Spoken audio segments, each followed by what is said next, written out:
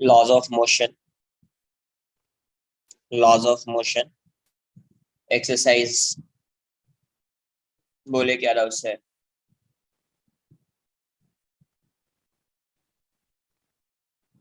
Laws of motion exercise में क्या doubts है? सर चैट बॉक्स एनेबल कर दीजिए ना। नहीं नहीं, फिर वो सर स्क्रीन प्रॉब्लम होता शेयर है। कर दीजिए ना, चलेगा।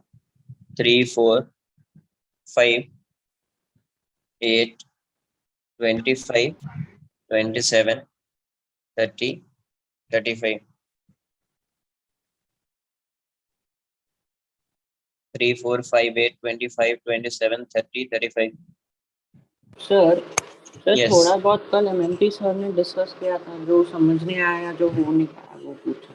हाँ जो भी डाउट्स है उसको डिस्कस करूंगा मैं, जो तुम्हारा डाउट्स, ठीक है। बस सर ने डिस्कस किया वो मत फिर यहाँ पे है ना, उसको मत ये बोलिए कि मेरा ये डाउट्स है। Question number 12, question number 14।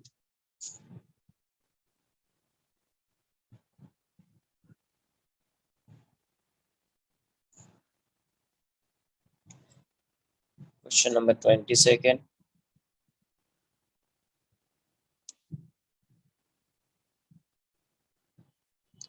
15, 16, 19, 23। Sir हमने थोड़े क्वेश्चंस कल भी कर लिए थे 18, 19, डाउट वाले। 18, 19 हो गया, 26, 32, 36।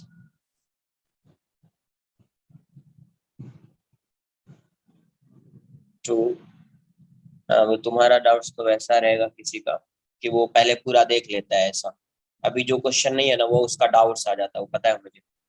नहीं सर, ऐसा नहीं किया। मैं क्या पता है दूसरा वो। था। 2 11 15 17 19 वैसा होता है। मैं लास्ट के 2 3 मतलब ये चैप्टर से मैं ऑब्जर्व कर रहा हूँ इस चीज को, ठीक है। ये मत बोलो 2 11 15। तो फिर तुम लोग सॉल्व क्या करते हो जब तुमको क्वेश्चन नंबर 1 to 36 में 1 to 36 डाउट ही आ जा रहा है? 17, 19, 20, 28, 21, 26 हो गया, 31, 32, 33, 30।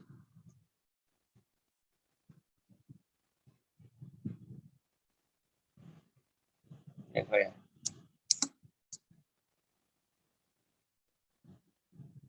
Second question. फिर क्या बताने, इतना पढ़ाने का क्या कोई फायदा मुझे तो नहीं दिख रहा है कि इतना क्वेश्चन क्लास में कराने का कोई मतलब नहीं है अगर 1 to 36 में इतने डाउट्स आ रहे हैं तो। The balloon with its contents weighing 160 gram is moving down with an acceleration of g by 2 meter per second square. The mass to be removed from it so that the balloon moves up with an acceleration of g by 3 meter per second square. ऐसा balloon बना दिया। अभी ये downward direction में acceleration है इसका g by 2 metre पर second square. इसके मास को m अज्यूम कर रहे हैं तो डाउनवर्ड डायरेक्शन में क्या आ जाएगा? mg, है ना। डाउनवर्ड डायरेक्शन में क्या आ जाएगा? mg। अभी एक केस में डाउनवर्ड डायरेक्शन में आ रहा है, दूसरे केस में अपवर्ड डायरेक्शन में जाएगा, दूसरे केस में अपवर्ड डायरेक्शन में जाएगा। इसका मतलब ये है कि यहाँ पे एक फोर्स लग रहा होगा, एयर रेजिस्टेंस, तभी ऐसा पॉसिबल है, वरना पॉसिबल नहीं हो पाएगा।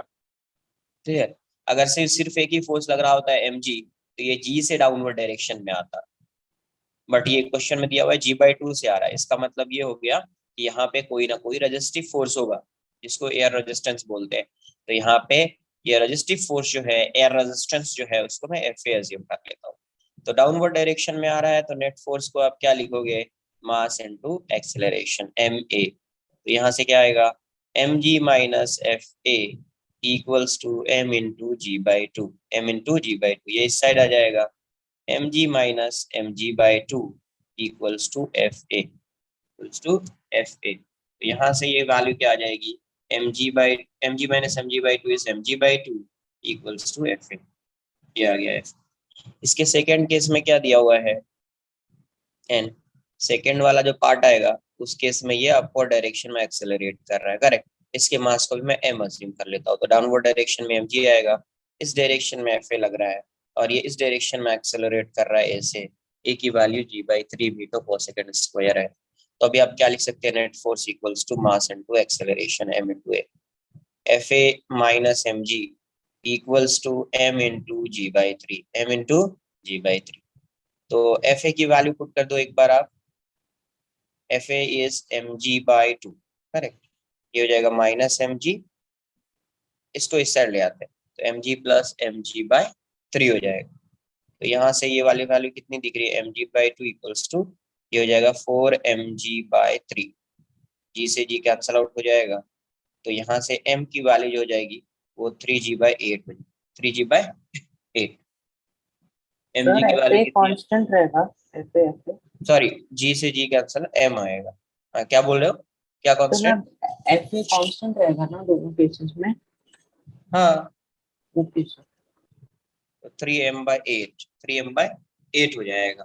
तो 3m/8 है, तो यहाँ से 3m की वैल्यू कितनी है, m की जो वैल्यू है 160 है, 160/8, 8 से ये 2 टाइम्स में जाएगा तो 20 हो जाएगा, तो ये 60 आ गया, 60 kg।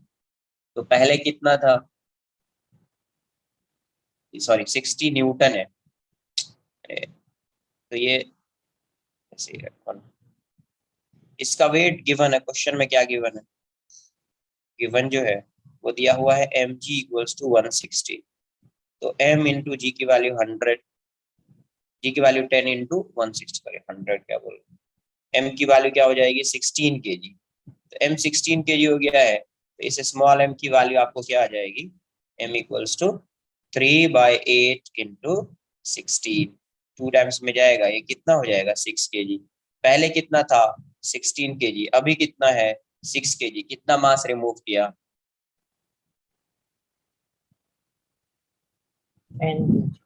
मास रिमूव कितना, m minus m, 16 kg minus 6 kg, answer हो जाएगा, ये हो जाएगा 10 kg। देख लो जिसका डाउट सर है वो कॉपी। उसका वेट आप वही से निकाले ना क्वेश्चन से, contents weighing 160 Newton given. Yes, Sir, can you show lower part?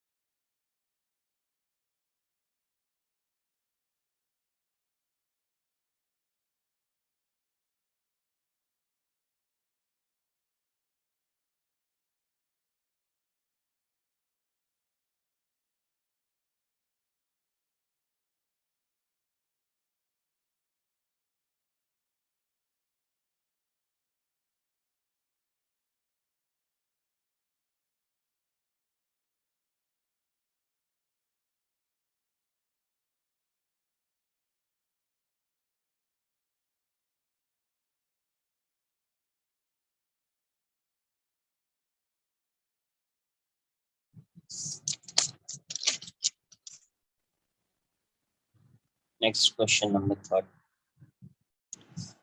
यदि we can derive Newton's second law and third law from the first law, first law से सेकंड थर्ड लॉ डेराइव कर सकते हैं क्या, नहीं derive कर सकते, first and second law from third law, नहीं, सर रीजन प्लीज बता दो। अरे सेकंड लॉ क्या होता है, सेकंड लॉ क्या होता है, F is equal to dp F by equals dt। To dp/dt, कैसे फर्स्ट लॉ डेराइव करोगे इससे, मतलब सेकेंड लॉ कैसे डिराइव करोगे फर्स्ट लॉ से? फर्स्ट लॉ क्या होता है? Object at rest stays at rest and in motion, object at motion stays in motion. हाँ, तो कैसे सेकेंड लॉ डिराइव करोगे? थर्ड लॉ कैसे डिराइव करोगे? फोर्स इक्वल होता है, every action is equal and opposite reaction. तो फर्स्ट लॉ से आप कैसे डिराइव करोगे सेकेंड एंड थर्ड लॉ? इससे कैसे डिराइव करोगे सेकेंड एंड थर्ड लॉ, ये बताओ। इससे आ पाएगा F equals to DP by D T? No. तो Okay, sir. ये तो होगा नहीं, फर्स्ट वाला तो आंसर नहीं होगा, ये तो नहीं होगा। First and second law from third law, second law first law से भी डिराइव नहीं कर पाएंगे, थर्ड लॉ से क्या डिराइव हो पाएगा? थर्ड लॉ से सेकेंड लॉ डिराइव हो पाएगा क्या? F equals to DP by D T derive हो पाएगा first law, every action is equal and opposite reaction. क्या उससे F equals to DP by D T आ पाएगा क्या? नहीं आएगा ना। कैसे आएगा F equals to DP by D T? No derivation is possible, no, sir? ये पॉसिबल है F equals to DP by D T? No. इसका मतलब बी भी आंसर नहीं होगा इसका। Third law and first law from, ये आ सकता है थर्ड लॉ, जैसे F equals to DP by D T है, तो यहाँ से तो आएगा ना, यहाँ से तो आएगा फर्स्ट। अब देखो फर्स्ट लॉ क्या है, अगर फोर्स की वैल्यू जीरो हो जाएगी, फर्स्ट लॉ फोर्स की वैल्यू अगर जीरो रहेगी, suppose if F equals to zero, external force is zero, then यहाँ से चेंज इन मोमेंटम क्या हो जाएगा? T would be constant. दो ही ऑप्शन है, पी कांस्टेंट होएगा या जीरो रहेगा। या तो पी कांस्टेंट रहेगा तभी ये डिफरेंशिएशन इसका जीरो होगा, या पी की वैल्यू जीरो होगी तभी इसका डिफरेंशिएशन जीरो होगा। पी कांस्टेंट है, इसका मतलब वेलोसिटी कांस्टेंट रहेगी। टी जीरो है, इसका मतलब उसकी वेलोसिटी जीरो रहेगी। तो फर्स्ट लॉ यही होता है ना, if there is no external force acting on any on an object, then in that case velocity of particle remains same, or if particle is at rest, remains at rest। तो इसका मतलब क्या हो गया कि सेकेंड लॉ से आपने first law derive कर लिया, वेलोसिटी कांस्टेंट हो गई, वेलोसिटी जीरो हो गई। तो फर्स्ट लॉ से क्या किया आपने, इस सेकेंड लॉ से क्या किया, फर्स्ट लॉ डिराइव कर लिया। Sir, yes sir, suppose initial velocity is 5 meter per second and final is also 5, मतलब सेम से चल रहा है, तो फिर p जीरो हो जाएगा ना, फिर तो कांस्टेंट पी कैसे जीरो होगा भाई? 5 मीटर से जा रहा है तो पी की वैल्यू जीरो हो जाएगी। m into change in v होता है ना। Very good, Sorry, change in momentum। Very good. Change in momentum zero होगा या पी जीरो होगा? नहीं, change in momentum जीरो। तो पी कांस्टेंट का मतलब क्या है? चेंज इन मोमेंटम जीरो ना। हाँ, यस सर। तो फिर पी जीरो थोड़ी होगा, चेंज इन मोमेंटम जीरो होगा ना यार, तभी तो फोर्स जीरो हो रहा है। इसका मतलब फर्स्ट लॉ तो डेराइव कर पा रहे हैं। सेकेंड थर्ड लॉ क्या होता है? Every action is equal and opposite reaction.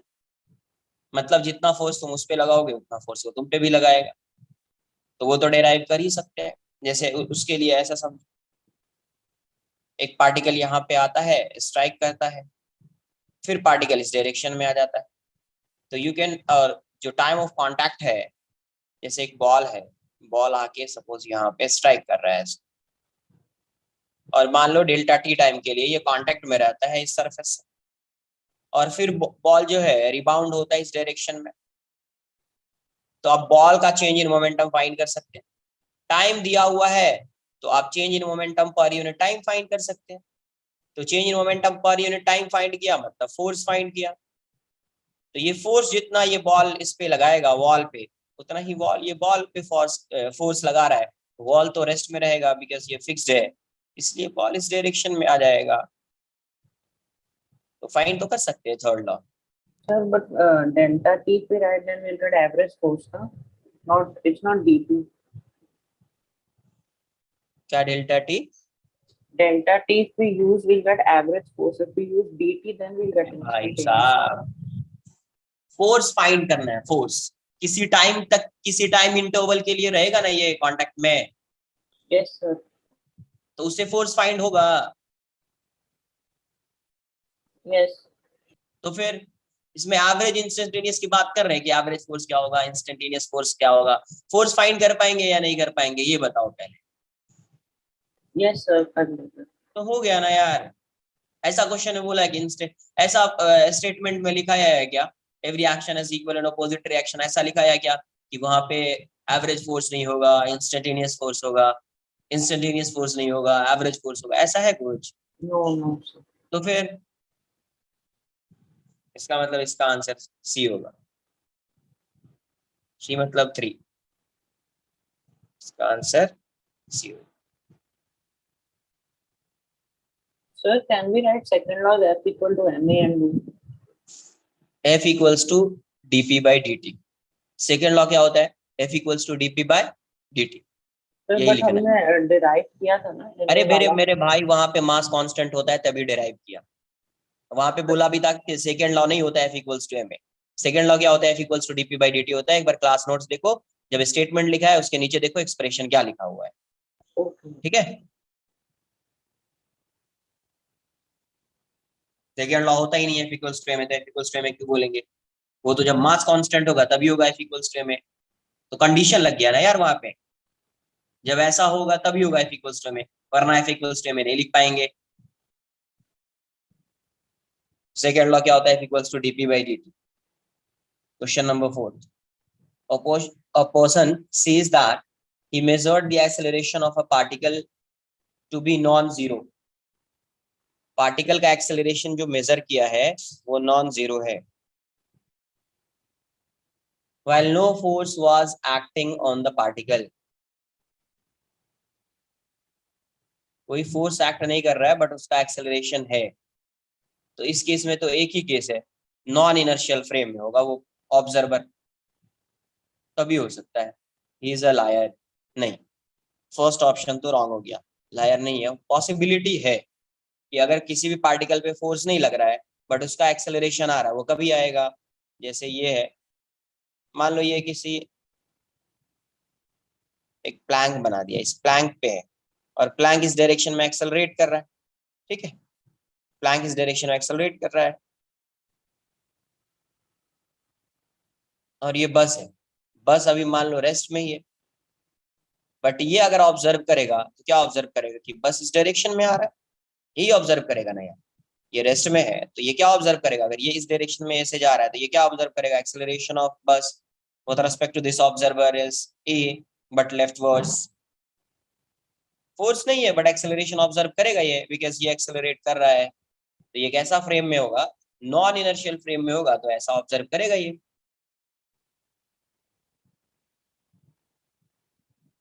तो he is a liar, first option तो नहीं होगा। His clock might have run slow, ये भी नहीं होगा।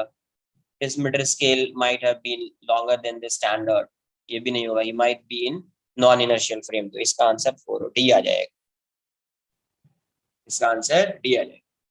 फोर्स, कोई फोर्स ऑब्जर्व नहीं कर रहा है बट उसका एक्सेलरेशन ऑब्जर्व कर रहा है, इसका मतलब समझ में आना चाहिए कि अगर ऐसा दो पार्टिकल बना दीजिए आप, इसका एक्सेलरेशन ए है, ये एक पार्टिकल है या कांस्टेंट वेलोसिटी से जा रहा है या रेस्ट में है, कुछ भी हो सकता है।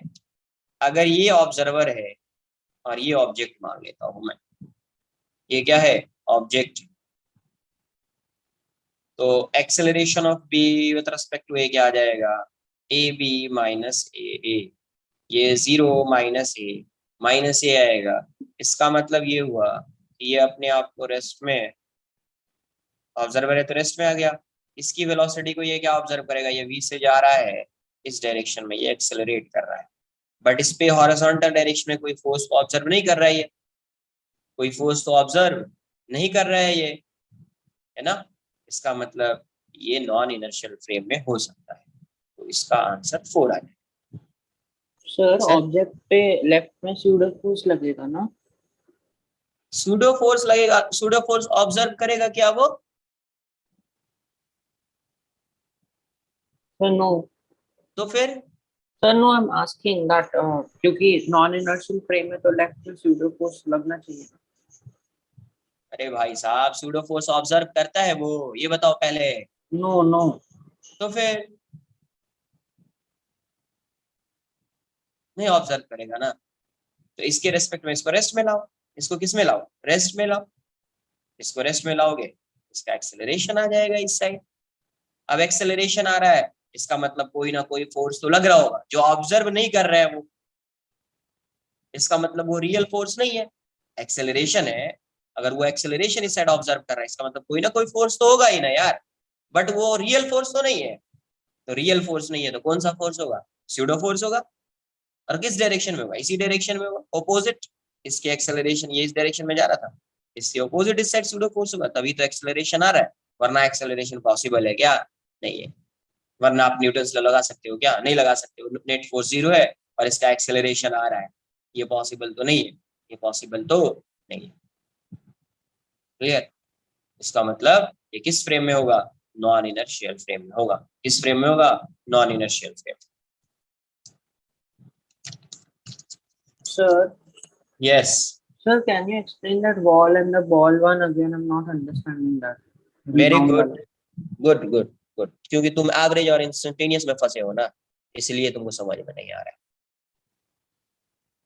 ये देखो यहाँ से यू से आके स्ट्राइक कर रहा है ये बॉल, कितने से, यू से। फिर मान लो रिबाउंड हो रहा है ये किसी वी से, और डेल्टा टी जो है ये टाइम ऑफ कॉन्टैक्ट, ऐसा डेल्टा टी दिया हो। चेंज इन वेलोसिटी क्या होगी इसकी यार, change in momentum, change in momentum MV minus U. ये हो जाएगा। इसको अगर मैं पॉजिटिव लूँ तो ये नेगेटिव हो जाएगा, या इसको पॉजिटिव लूँ तो ये नेगेटिव हो जाएगा। कोई भी आप कंसिडर कर सकते हैं। मैग्नीट्यूड डिफाइन करना है मुझे, इसको मैं पॉजिटिव लेता हूँ, ये नेगेटिव हो जाएगा। ये एम वी हो जाएगा minus M into minus U, ये हो जाएगा M V plus M U. तो फोर्स कितना आ जाएगा इस पे, चेंज इन मोमेंटम अपॉन जितना टाइम, टाइम इंटरवल जितना कांटेक्ट में रहेगा वो टाइम आ जाएगा, उतना ही फोर्स लगाएगा वो, उतना ही फोर्स लगाएगा वो। तो delta P by delta T, ये कितना हो जाएगा, M V plus M U by delta T. तो ये जो है ये फोर्स, ये कौन सा फोर्स लगा रहा है, कौन फोर्स लगा रहा है इस पे, तो ये बॉल इस पे फोर्स लगा रहा है वॉल पे। अगर वॉल पे बॉल फोर्स लगा रहा है तो ये वॉल भी बॉल पे फोर्स लगा रहा है, तभी तो ये इस डायरेक्शन में रिबाउंड हो रहा है। कुछ आई बात समझ में, जितना ये फोर्स लगा रहा है बॉल, उतना ही ये वॉल भी इस बॉल पे फोर्स लगा रहा है, तभी तो रिबाउंड हो रहा है। तो ये फोर्स जो है, force exerted by wall on the ball, या इसी को आप बोल सकते हैं force exerted by ball on the wall। तो इनिशियल फाइनल वेलोसिटी उसी के वजह से आएगा जो बॉल के जो फोर्स एग्जर्ट कर रहा है। चेंज इन मोमेंटम की वजह से आया है। किसकी वजह से आया है, चेंज इन मोमेंटम। ठीक है, Yes, sir. And change in momentum is like due to the force exerted by the wall. Change in momentum किसका फाइंड करेंगे, बॉल का ही फाइंड करेंगे। Yes, sir. But I'm saying final velocity will come due to the wall wala force, no? That is. Obvious है ना यार, कि और कोई सोर्स हो सकता है उसकी वेलोसिटी का वहां, नहीं ना। No. सर हम दूसरा कोई एग्जांपल लेके कर सकते हैं, लेकिन object is at rest, it अरे इज कोई भी एग्जाम्पल लेके कर सकते हो, मैं एक एग्जाम्पल बता रहा हूँ। सर एग्जाम्पल वो कुछ भी हो। ऑब्जेक्ट रेस्ट वाला आप बता सकते हो, ज्यादा इजी होगा। ये समझा क्या, ये बताओ हाँ या ना। Yes sir. बस हो गया ना, जितना बॉल ये फोर्स लगाएगा उतना बॉल इस पे फोर्स लगाएगा। ठीक है,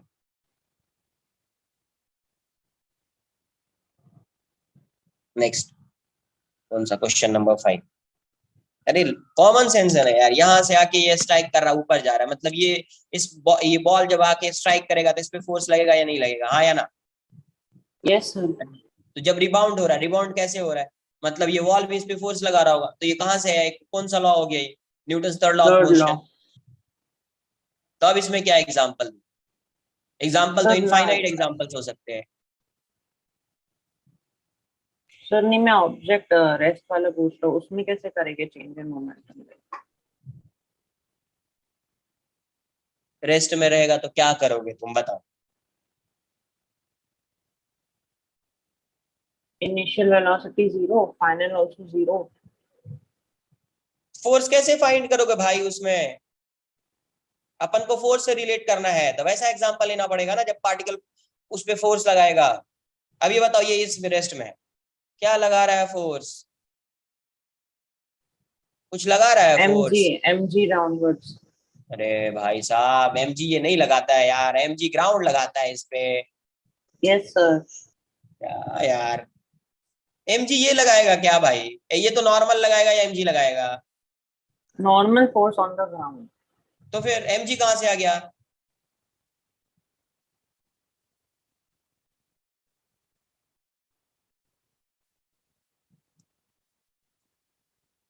नेक्स्ट देखो, the statement acceleration is zero if and only if the net force is zero.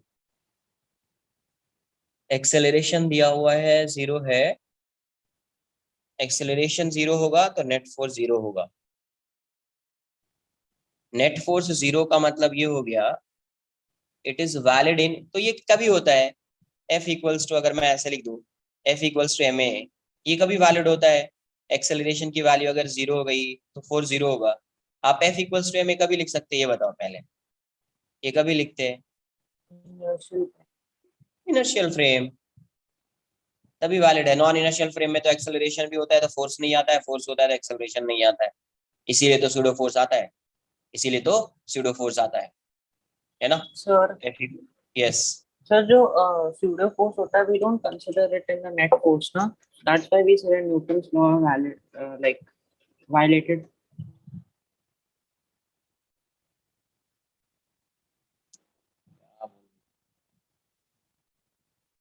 Pseudo force हमेशा क्या करता है? बैलेंस करता है, कोई फोर्स लग रहा है उसको बैलेंस करता था, यही करता था। अब मुझे ये बताओ, क्या बताया जब inertial frame non inertial frame पढ़ा रहा था, जब मैं नॉन इनर्शियल फ्रेम बता रहा था, वहां पे कुछ ऐसा आया था कि उस पार्टिकल का एक्सेलरेशन जीरो हो गया था बट नेट फोर्स जीरो नहीं आ रहा था? ऐसा हुआ था या नहीं हुआ था, ये बताओ पहले। Yes sir, हुआ था। तो ये किस फ्रेम में आया था भाई साहब? Non-inertial. तो इसका मतलब नॉन इनर्शियल फ्रेम में क्या net force equals to M A valid है? No. तो किस में वैलिड है ये? Sir, I'm asking that only, na, that we don't consider pseudo force in the net forces, right?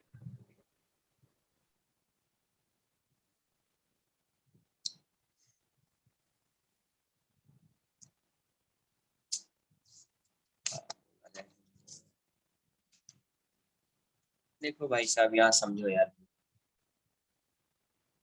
Net force क्या होता है? हमेशा जब भी नेट फोर्स लिखते हैं,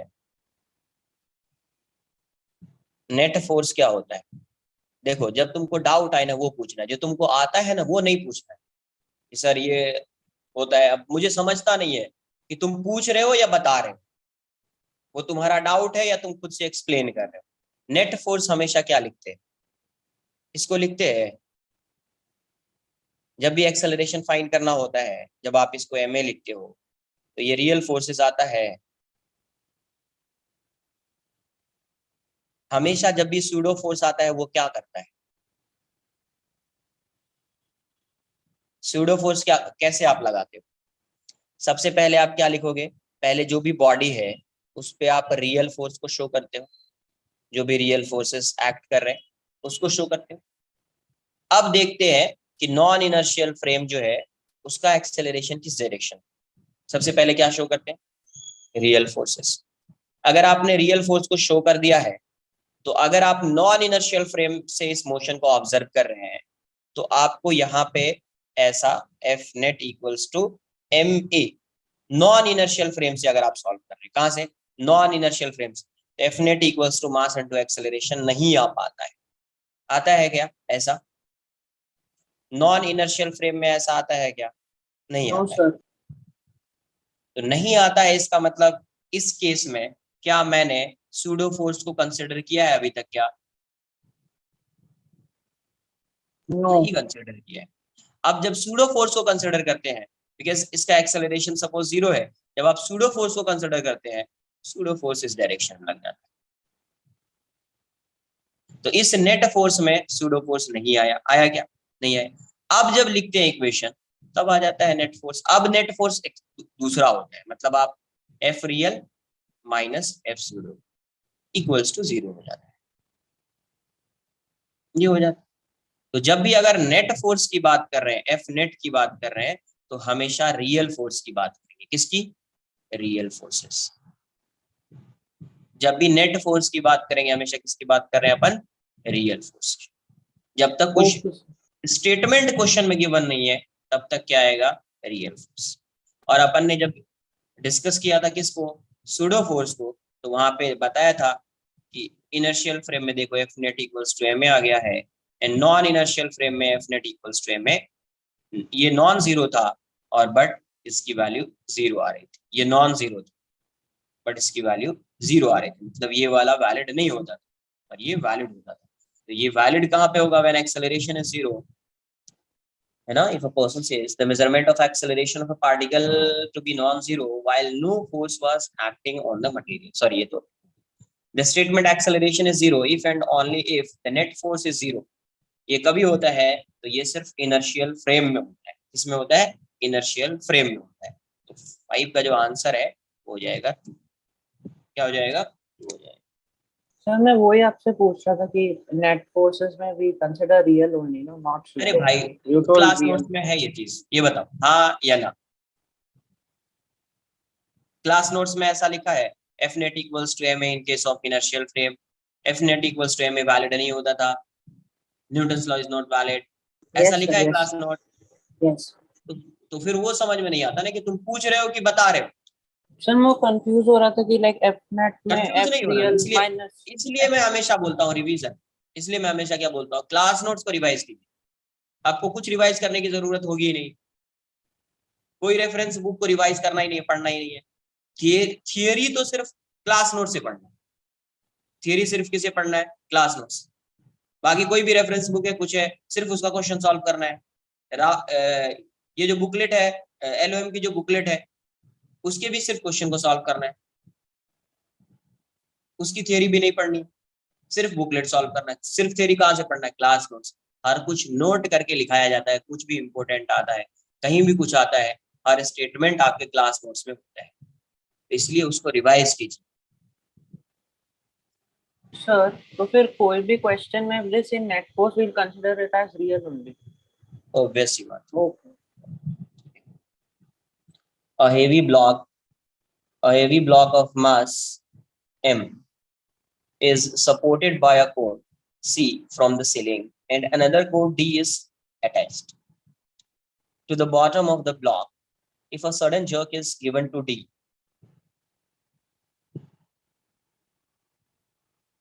then sudden jerk is given to D. Cord C breaks, cord D breaks, C and D both breaks, none of the cord breaks. क्या दिया हुआ है?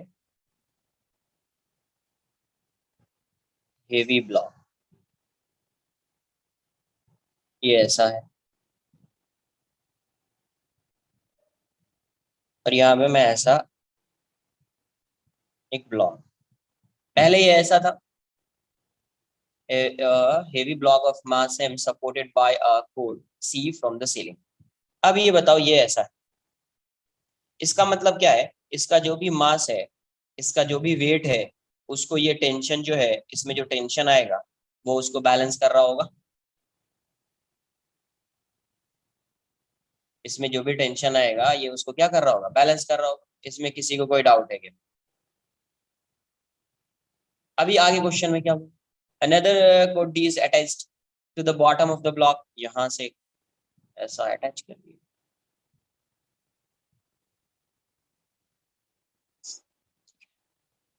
of the block if a sudden jerk is given to D. अगर इसको sudden jerk दिया, इसको sudden jerk दिया, मुझे बताओ ऑप्शन से जाना है क्या पॉसिबिलिटी है। अब देखो इसको sudden jerk दिया, क्या ये वाला पार्ट ब्रेक हो सकता है क्या?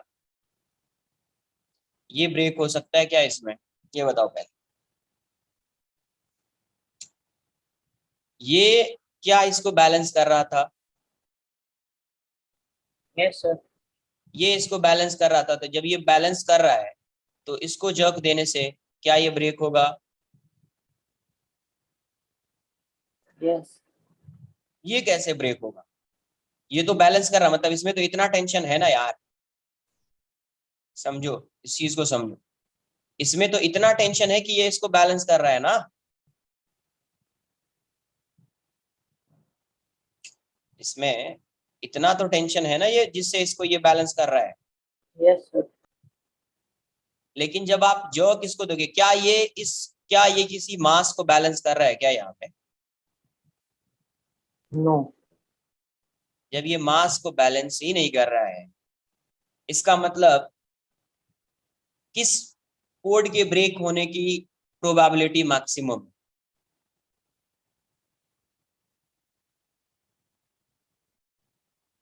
किस कोड के ब्रेक होने की प्रोबेबिलिटी मैक्सिमम है?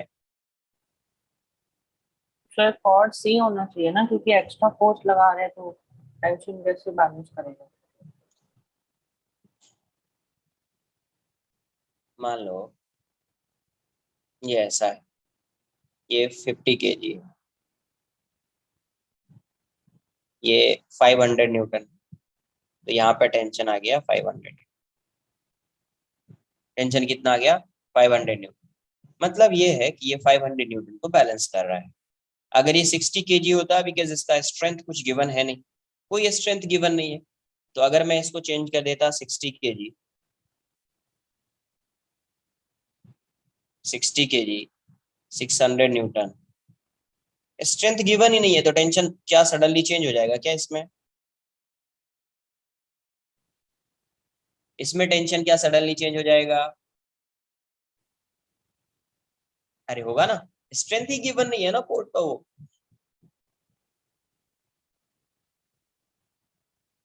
सर आपने बताया था tension changes suddenly but spring force does not change अरे सडनली। भाई वो कहाँ से वो कॉन्सेप्ट यहाँ पे ला रहे हो यार? ब्रेक करते हैं तब होता है कि क्या होता है, कहाँ से वो कॉन्सेप्ट ला रहे हो? अभी मत वो सब कॉन्सेप्ट को मिक्स करो। ये 550 केजी है तो 500 न्यूटन, ये 500 न्यूटन है तो टेंशन कितना आएगा? 500 न्यूटन आएगा। अगर मैं इसको हटा के 60 केजी का ब्लॉक रख दूं, बिकॉज इसका कुछ स्ट्रेंथ या ब्रेकिंग स्ट्रेंथ दिया नहीं हुआ है कि मैक्सिमम इतना सस्टेन कर सकता है, तो अगर मैं 60 केजी ला दूं तो यहाँ पे 600 न्यूटन आएगा। 600 न्यूटन आया तो इस वाले स्ट्रिंग में टेंशन की वैल्यू कितनी हो जाएगी? 600 न्यूटन हो जाएगी। सडनली चेंज होगा यहाँ पे ये वाला टेंशन, मतलब इस कोड में टेंशन तो चेंज होता रहेगा 500 600। क्या यहाँ पे ये ब्रेक हो रहा है क्या? नहीं है, नहीं हो रहा है ब्रेक, कुछ गिवन नहीं है गिवन कुछ, ये ब्रेक नहीं होगा। अब यहाँ पे एक और जो है वो लगा दिया यहाँ, ये ऐसा है।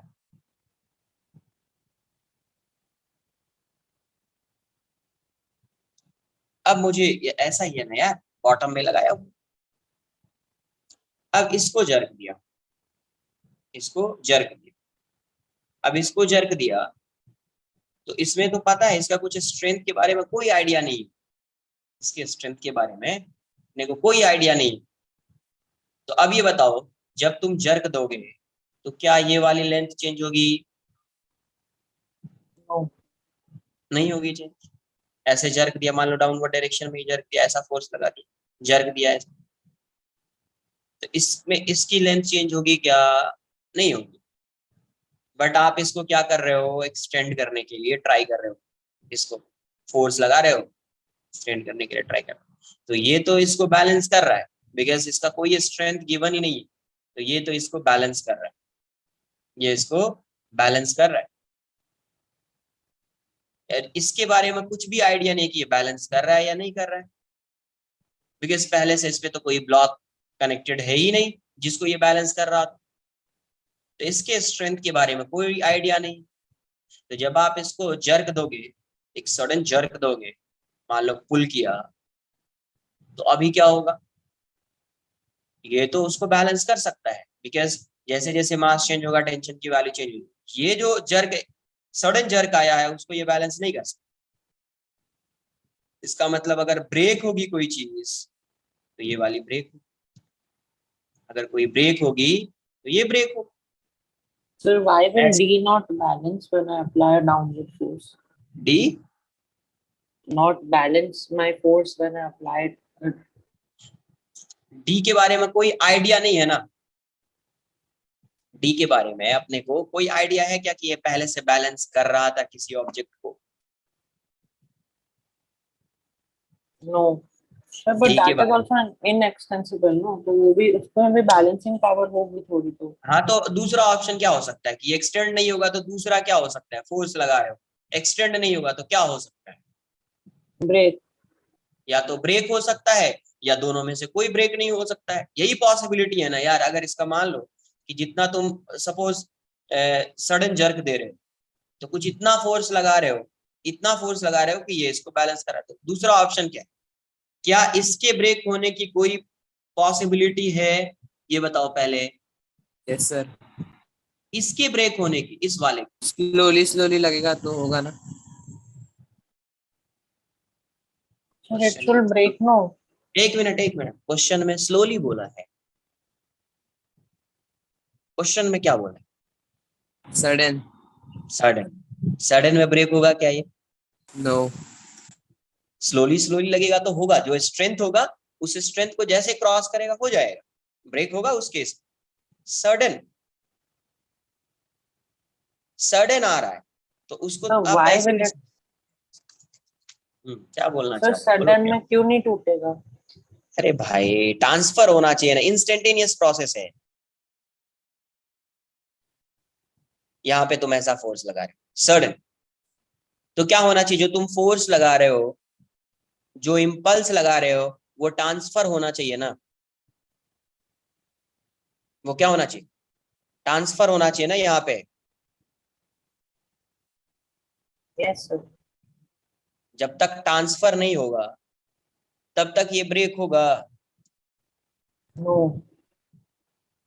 तो ट्रांसफर नहीं होगा तो ब्रेक नहीं होगा। तो अभी जो भी सडन जर्क दिया है वो किस पे आएगा? D. इस पे आएगा। अब इसको अगर वो बैलेंस नहीं कर रहा है तो वो क्वेश्चन भी ऐसा ही, क्वेश्चन जो है फ्रेम ही ऐसा किया है कि किसी एक को ब्रेक हो जाना है, वैसा समझो।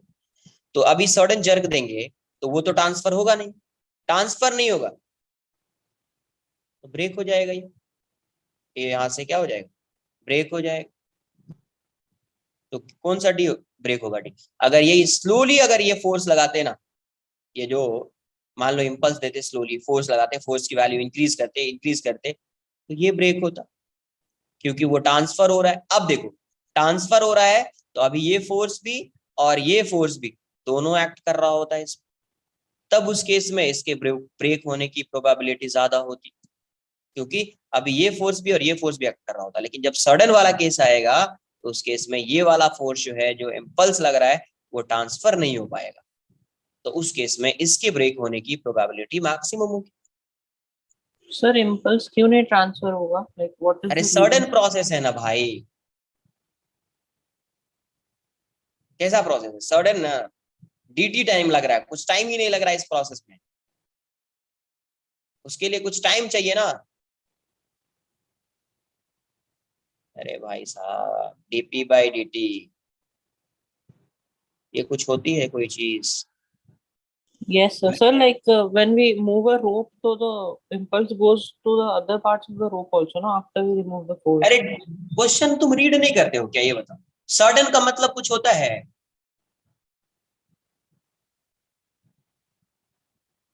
क्या लगा? when dt is tending to zero, infinity, sorry, zero, when dt, sudden का मतलब तो यही होगा ना यार, जो टाइम Yes, इंटरवल sir. है वो टेंडिंग टू जीरो होगा।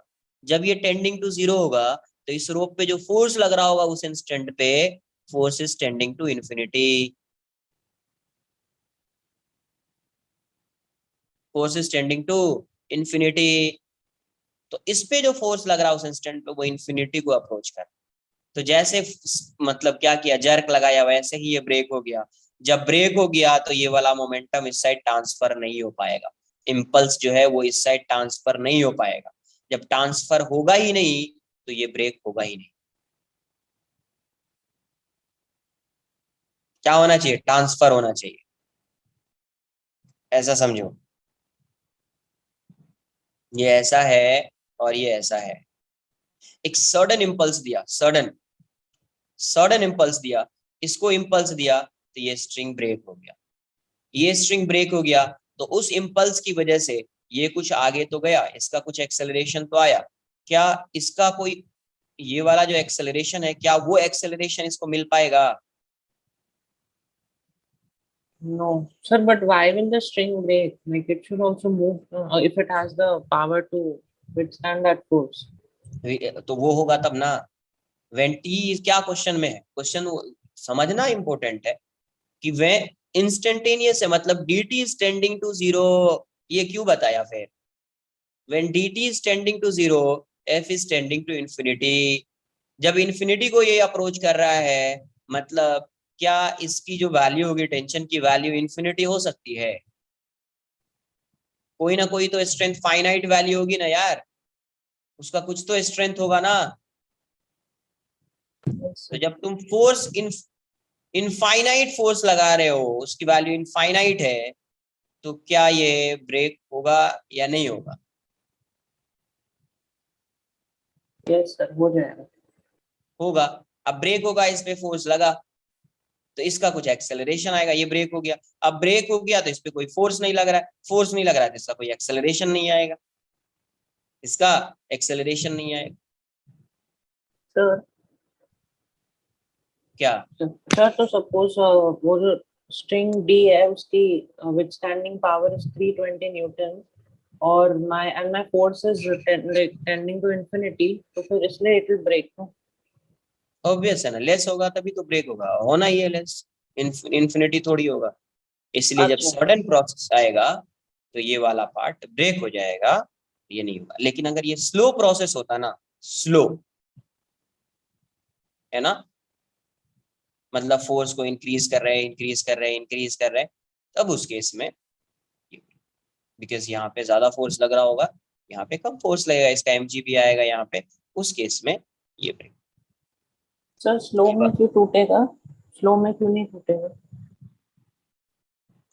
स्लो में इसका मोमेंटम, जो भी फोर्स लगा रहे हैं उसका मोमेंटम इस साइड ट्रांसफर होगा। जो सब, जब प्रोसेस स्लो होगा तो एफ इंफिनिटी थोड़ी है, यस सर। तो उस केस में इसका मोमेंटम इस पे ट्रांसफर होगा, मतलब यहाँ पे भी फोर्स लग रहा होगा ये वाला। Yes sir, like we do the normal problems 5 newton और 6 न्यूटन। हाँ, और mg इसका भी लग रहा होगा, तो यहाँ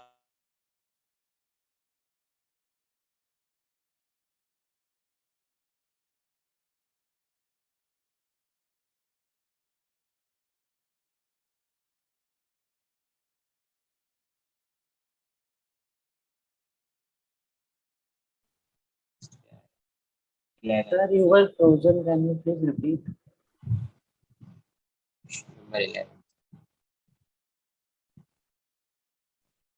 सर 11th क्या दिया? क्या? सर आप फ्रीज हो गए थे, आप रिपीट कर सकते हो? कहाँ कुछ बताया जो कि फ्रीज हो गया? अभी कुछ बताया कहाँ है उसके बाद? सर वो जो आप स्लो वाला बता रहे थे। तो स्लो वाले में mg भी आएगा ना यार, एडवांस में थे ना तुम। यस सर, ये चैप्टर वन नहीं किया था मैंने। फोर्स यहाँ पे है, स्लो में ये फोर्स यहाँ पे भी आएगा, mg भी आएगा, तो ये फोर्स ग्रेटर होगा ना उस केस में।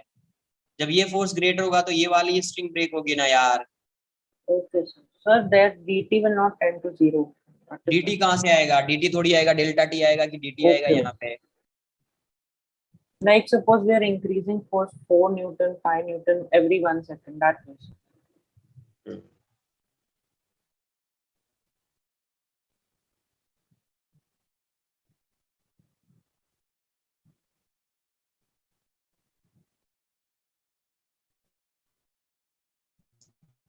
4 kg, 2 kg, और यहाँ पे स्प्रिंग है, ठीक है। ये बताओ, ये सिस्टम जो है spring is massless, find the reading. Reading का मतलब स्प्रिंग फोर्स बताना है बेसिकली, किलो वेट में आंसर कर देना है। क्या बताना है? स्प्रिंग फोर्स बताना है। तो ये पूरा सिस्टम तो एक्सेलरेट कर रहा है यार।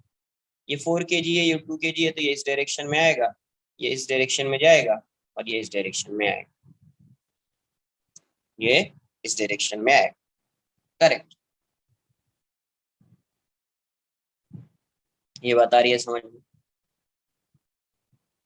ये अगर इस डायरेक्शन में आएगा, अब जस्ट 4 kg है, तो ये पूरा सिस्टम एक्सेलरेट कर रहा होगा, फिर ये पूरा सिस्टम एक्सेलरेट कर रहा होगा, और इसका मास 0 है।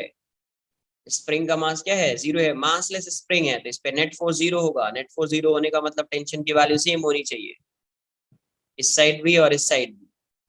तो अगर मैं एक्सेलरेशन फाइंड करूंगा तो एक्सेलरेशन की वैल्यू क्या आएगी? ये 40 न्यूटन है, और ये लास्ट में केजी वेट कर देता हूं मैं 10 से डिवाइड करके, और ये 20 न्यूटन है। तो एक्सेलरेशन क्या आ जाएगा? A equals to 40 minus 20 by total mass 4 plus 2, 20 by 6, 10 by 3 metre. SBD इसका बना 4 kg, यहाँ पे टेंशन T1, और यहाँ पे जो आएगा ये वाली वैल्यू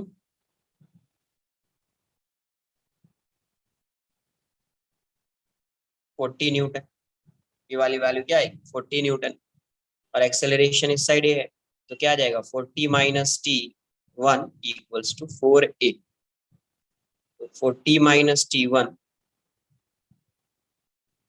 इक्वल्स टू, रेस्ट में तो नहीं आ जाएगा सिस्टम, ये एक्सेलरेट करके इसको एक्सटेंड कर दिया, और इसकी वजह से इसमें भी एक्सटेंशन आ जाएगा, वैसा तो होगा नहीं। एक बार चेक कर लेते हैं, 4 इंटू 10/3 कुछ आ रहा है या नहीं आ रहा है, उसको एक बार चेक कर लेते हैं।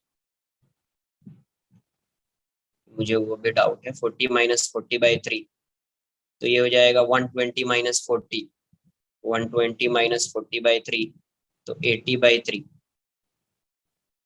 है ना, 80/3 आ रहा है। अब ऑप्शन एक बार चेक कर लेते हैं। Sir, answer is I think 8/3, not 80/3. हाँ, 80/3 न्यूटन है ना, हाँ, but okay. केजी वेट में चेंज कर लेते हैं अपन। करेक्ट, हाँ, तो यहाँ kg से weight T1 में. की वैल्यू 80/3 न्यूटन, तो ये हो जाएगा 8 kilogram weight by 3। Yes, 8 sir. Kilogram weight by 3 का मतलब 2.66 है ना। Yeah. सेवन, अपने कल के हमारे कल के डाउट लेक्चर में सर ने बोला था कि 8/3 पे ही छोड़ दो. हाँ तो ऑप्शन के अकॉर्डिंग ना, ऑप्शन देख रहे हैं 2.6 दिया हुआ है, तो ऑप्शन के अकॉर्डिंग कर रहे हैं अपन, यही आंसर आ जाए, यही आंसर है। सिंपल, ये क्वेश्चन तो सिंपल था। 11, Sir, 12, kg weight or kg is the same thing. क्या KG? kg weight and kg, both of them, because in some questions उसको change करके दिया है. सेम कैसे होगा? सेम कैसे होगा? नहीं, लाइक अगर मैंने न्यूटन में फोर्स निकाला है तो ऑप्शन में केजी वेट की जगह केजी दिया है वो लोग, तो केजी केजी नहीं वेट नहीं एंड नहीं नहीं नहीं, वैसा नहीं दिया होगा। समझो क्या, क्वेश्चन में मास अगर गिवन है, मास क्वेश्चन में पूछा है, तो फिर केजी में होगा आंसर, केजी में होगा आंसर। तो केजी वेट और केजी सेम थिंग नहीं, केजी वेट जो है ये फोर्स है, और केजी जो है ये मास है। हाँ, बट उसका जो मैग्नीट्यूड होगा वो सेम रहेगा, मैग्नीट्यूड सेम रहेगा। जैसे अगर मैं यहाँ पे सपोज मान लेते हैं कि किसी भी कोई भी पार्टिकल है, उसका वेट आ रहा है 80/3 न्यूटन, तो आप इसका मास क्या बताते? मास बताते ना कि 8/3 kg होगा, तो ये मास है। लेकिन जब आपको बोला जाए कि इसके वेट को आप किलोग्राम वेट में लिखो, तो आप 8/3 ही लिखोगे, बट आप बोलोगे किलोग्राम वेट। ये फोर्स है, ये फोर्स है, ये मास, so kg मैग्नीट्यूड सेम है। weight, so kg weight means into 10 then, no, the Newton हमको मिल जाएगा. क्लास नोट्स में दिखेगा। किलोग्राम फोर्स, किलोग्राम क्वेश्चन भी किया है Yes, इस sir. पे, Yes. किलोग्राम वेट पे क्वेश्चन किया हुआ है स्प्रिंग में ही।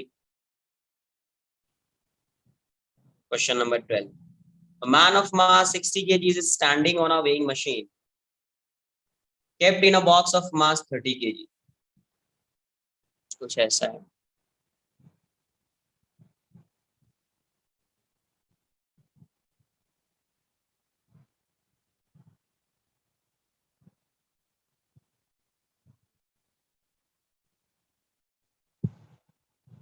इसका मास 60 kg है, बॉक्स का मास 30 kg है। shown in the diagram, the man manages to keep the box stationary, the reading of weighing machine, standing on a weighing machine। okay, ये weighing machine, ठीक है। तो पहले मैं टेंशन फाइंड कर लेता हूँ, इस टेंशन की वैल्यू क्या होगी। ये पूरा सिस्टम स्टेशनरी है, स्टेशनरी है तो पूरे को एक सिस्टम अज्यूम कर सकते हैं, स्टेशनरी है ना पूरा, तो पूरे को एक सिस्टम मान लो, इसी को सिस्टम मान लो। जब सिस्टम मानोगे तो 60 है, ये 30 kg है, वेइंग मशीन का कोई वेट है ही नहीं, तो डाउनवर्ड डायरेक्शन में 900 न्यूटन लग रहा होगा, और यहाँ पे टेंशन टी, यहाँ पे टेंशन टी, तो 2t की वैल्यू कितनी हो जाएगी 900, तो t की वैल्यू क्या हो जाएगी 450 न्यूटन। t की वैल्यू कितनी हो जाएगी 450 न्यूटन। अब वेइंग मशीन की रीडिंग बतानी है तो FBD of man, FBD of man,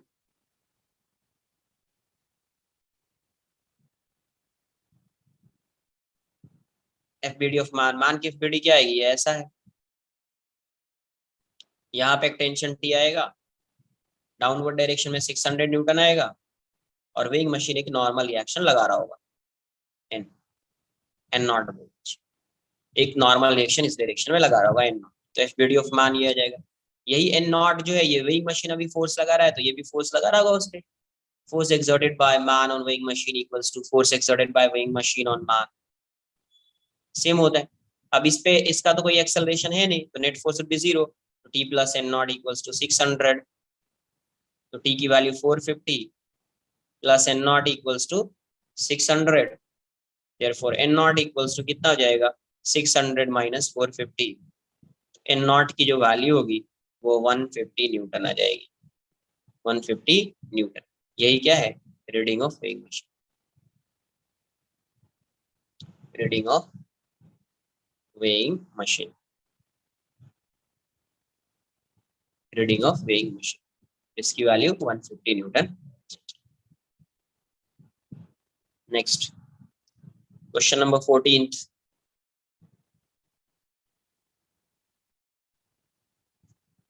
question number 14 क्या है, the figure a smooth pulley of negligible weight is suspended by a spring balance, weights of 1 kg and 5 kg are attached to the opposite end of a string passing on a pulley and move with acceleration because of gravity. During the motion, the spring balance reads a weight of, तो tension find कर लो, tension आ जाएगा तो reading आ जाएगी।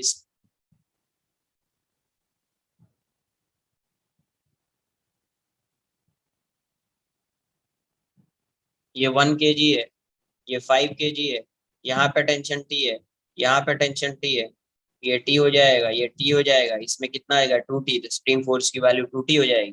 तो अपने को find क्या करना है, टी की वैल्यू फाइंड करना है। ये 5 kg है तो इस डायरेक्शन में 50 न्यूटन लग रहा होगा, और इस डायरेक्शन में 10 न्यूटन लग रहा होगा, एक्सेलरेशन इसका इस साइड होगा, और ये इस डायरेक्शन में जा रहा होगा।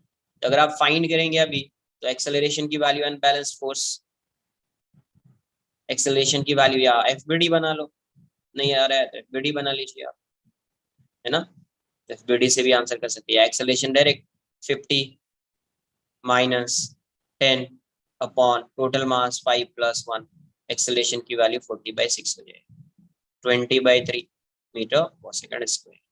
तो यहाँ से एक्सेलरेशन आ गया, अभी टेंशन आ जाएगा, किसी का भी फ्री बॉडी डायग्राम बनाएंगे उससे टेंशन की वैल्यू आ जाएगी,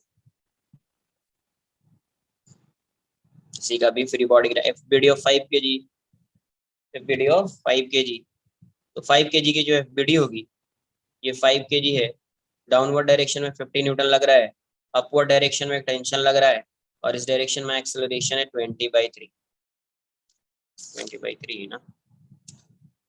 तो यहाँ से नेट फोर्स की वैल्यू क्या हो जाएगी, mass into acceleration m into a, net force is 50 minus t equals to 5 into 20/3, तो टी की वैल्यू कितनी हो जाएगी 50 माइनस 100/3।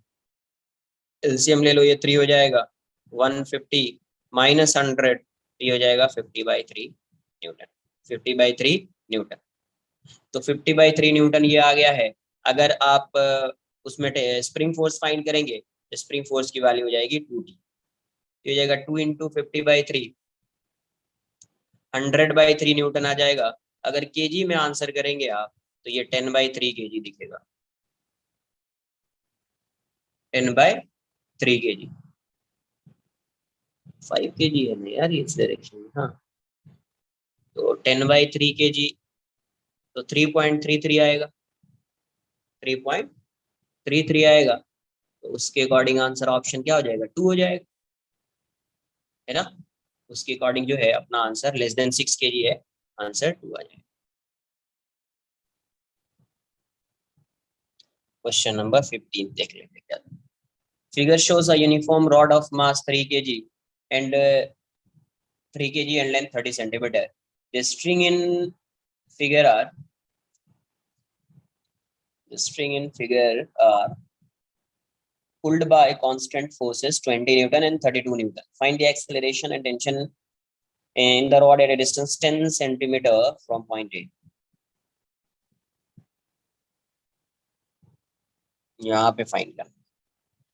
अब ये कितना है, ये 10 सेंटीमीटर है और ये 20 सेंटीमीटर है। टोटल मास इसका 3 kg है। इसका मतलब इसका जो लेंथ है, इसका जो लेंथ है आप कंपेयर करो तो ये जो लेंथ है ये डबल है, इसकी डबल है, मतलब इसका मास भी डबल होगा, ये 2 kg होगा और ये 1 kg।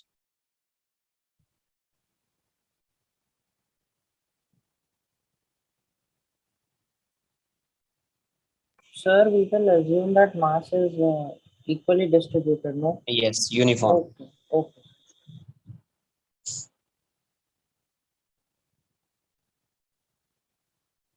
यहाँ पे 20 न्यूटन है और ये 32 न्यूटन है। तो ये 32 न्यूटन ग्रेटर है, मतलब ये इस डायरेक्शन में एक्सेलरेट कर रहा होगा, ये ऊपर जाए।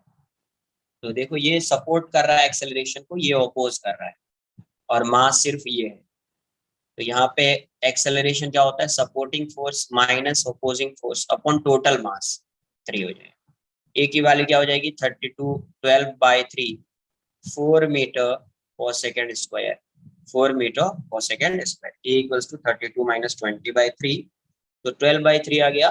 12/3 मतलब 4 metre per second square, 4 metre per second square. तो ये आ गया एक्सेलरेशन ऑफ दिस ब्लॉक, इसका एक्सेलरेशन आ जाएगा। मुझे यहाँ पर टेंशन फाइंड करना है, तो मैं इतने पार्ट का एफपीडी बना लेता हूँ। ये 32 न्यूटन है तो यहाँ पे भी 32 न्यूटन होगा,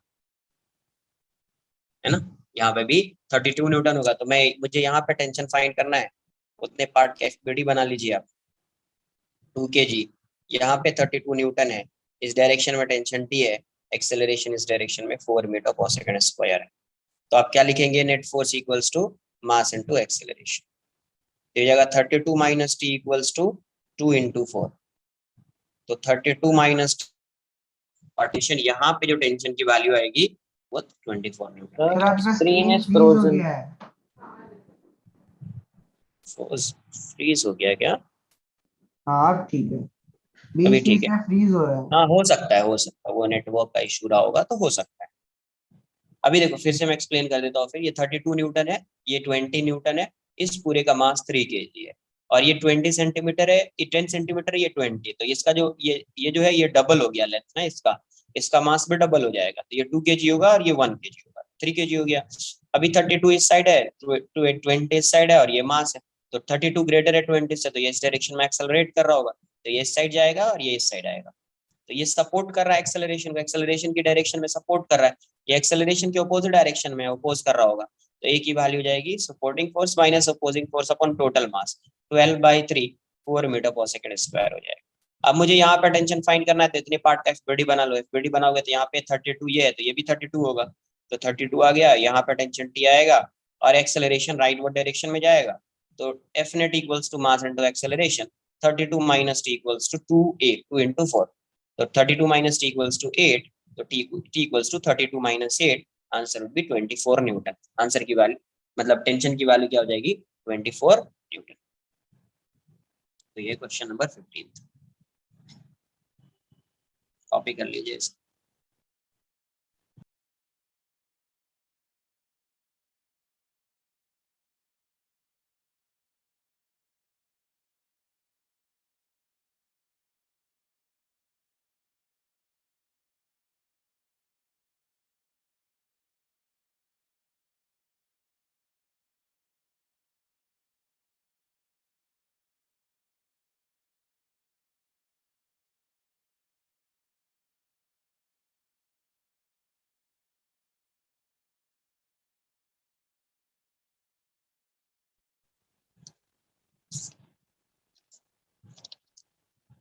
नेक्स्ट है question number 16।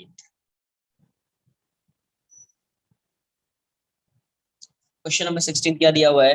The apparent weight of man inside the lift is moving up with certain acceleration is 900 Newton. तो अपरेंट वेट का मतलब क्या होगा? Reading of weighing machine, correct. तभी तो वेट चेंज हो रहा है, वरना वेट थोड़ी चेंज होगा। रीडिंग ऑफ वेइंग मशीन पे जो वेट आ रहा होगा वो चेंज हो रहा होगा। तो अपरेंट वेट का मतलब यहाँ पे अपरेंट वेट, इसका मतलब हो जाएगा reading of weighing machine,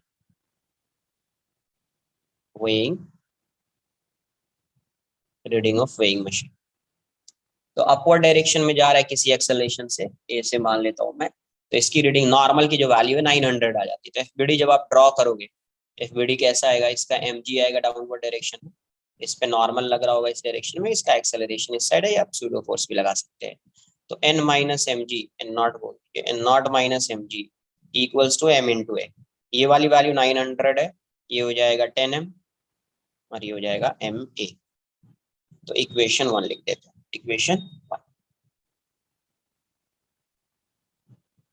second case में सेम लिफ्ट है, सेम वेइंग मशीन है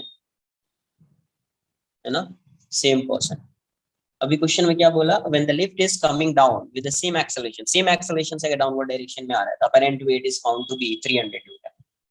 ये डाउनवर्ड डायरेक्शन में ऐसे आ रहा है। अभी इसकी एफपीडी ड्रॉ करोगे, क्या आएगा? mg आएगा, नॉर्मल जाएगा, एन नॉट डैश, और एक्सेलरेशन इस साइड आएगा। तो क्या लिखोगे? mg minus N naught dash equals to m into A. mg 10m, N naught की value 300 equals to M A. मुझे m की वैल्यू चाहिए, तो मैं एम ए की वैल्यू यहाँ से पुट कर देता हूँ इक्वेशन 1 से। 10m minus 300 equals to 900 minus 10m। कहाँ से आएगा? फ्रॉम 1। m वाले टर्म को इस साइड लाइए तो ये 20m हो जाएगा और ये 1200 हो जाएगा। तो यहाँ से m की वैल्यू कितनी हो गई? 1200 बाई 20। कितना जाएगा? 60 kg। कितना जाएगा? 60 kg। तो अपरेंट वेट का मतलब क्या होगा? Reading of weighing machine, reading of weighing. Sir yes sir, second case में आपने इनर्शियल फ्रेम से देखा है ना, मतलब अ पर्सन स्टैंडिंग आउटसाइड। दोनों केस में इनर्शियल फ्रेम से ही शो किया है। दोनों केस में एक्सेलरेशन कंसीडर कर रहे हैं। दोनों केस में मैंने इनर्शियल फ्रेम ही लिया। नॉन इनर्शियल फ्रेम लेता तो ऐसा हो जाता है, N naught M G plus M A, pseudo force आ जाता है। इस केस में देखते तो ये हो जाता है M G N naught dash और सूडो फोर्स इस साइड डायरेक्शन में आ जाता है एम। तो यहाँ से एन नॉट की value M G plus N A हो जाती है। यहाँ से भी देखो वही आएगा, यहाँ से N naught equals to M G plus M A आ जाता है। यहाँ से क्या हो जाता है? N naught dash plus M A equals to M G. Same equation यहाँ पे भी है। एन नॉट की वैल्यू देख रहे हो, एम ए, इसको इस साइड लाओ, एम जी हो जाएगा N naught equals to M A plus M G. यहाँ पे भी वही है, यहाँ पे एन नॉट की वैल्यू एम ए इस साइड आएगा, एम जी माइनस एम ए।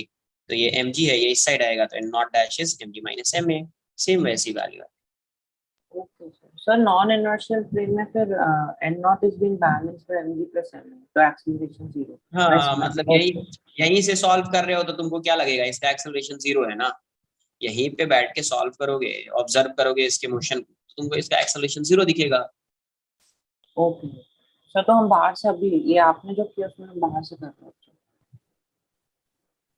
हेलो क्या बोल रहे हो? सर, मैं बोल रहा हूँ आपने बाहर वाले ऑब्जर्वर से किया है ना, like yes, standing out. Okay inertial frame से मैंने क्वेश्चन को सॉल्व किया है। इनर्शियल फ्रेम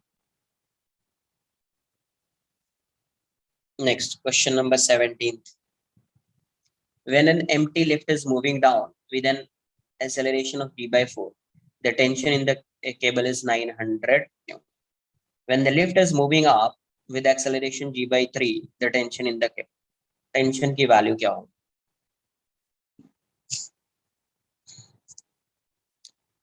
तो कुछ ऐसा रहेगा, लिफ्ट है, यहाँ पे केबल लगा हुआ है ये वाला, तो इतना ही सिर्फ ड्रॉ कर देता हूँ. एक केस में ये अपवर्ड डायरेक्शन में जा रहा है, फर्स्ट केस में ये डाउनवर्ड डायरेक्शन में जा रहा है. ए की वैल्यू g by 4. तो इस लिफ्ट का तो कुछ मास होगा m अज्यूम कर लेते हैं, और इसमें टेंशन की वैल्यू t अज्यूम कर लेते हैं, और ये डाउनवर्ड डायरेक्शन में आ रहा होगा. तो यहाँ से जब आप फाइंड करोगे तो टेंशन की वैल्यू फर्स्ट केस में कितनी गिवन है? 9000 न्यूटन. अब क्या लिखोगे यहाँ से? mg minus t equals to ma. तो ये हो जाएगा 10m minus 9000 equals to m into g by 4. इसको mg रखो, फिर mg by 4. इसको इस साइड लाइए, उसको इस साइड लेके जाइए, तो ये हो जाएगा mg minus mg by 4 equals to 9000. तो ये 3mg by 4 equals to 9000. Equation 1. Equation 1 हो गया. डाउनवर्ड डायरेक्शन में जा रहा है तो ये mg होगा, या टेंशन होगा. ma कर लेते हैं, या मैं इनर्शियल फ्रेम से सॉल्व कर रहा हूँ, नॉन इनर्शियल फ्रेम से करते थे. यहाँ पे सूडो फोर्स गया, क्लियर है. सेकंड केस में क्या कर रहा है, ये अपवर्ड डायरेक्शन में जा रहा है acceleration. We'll take a screenshot one. Low part 17%.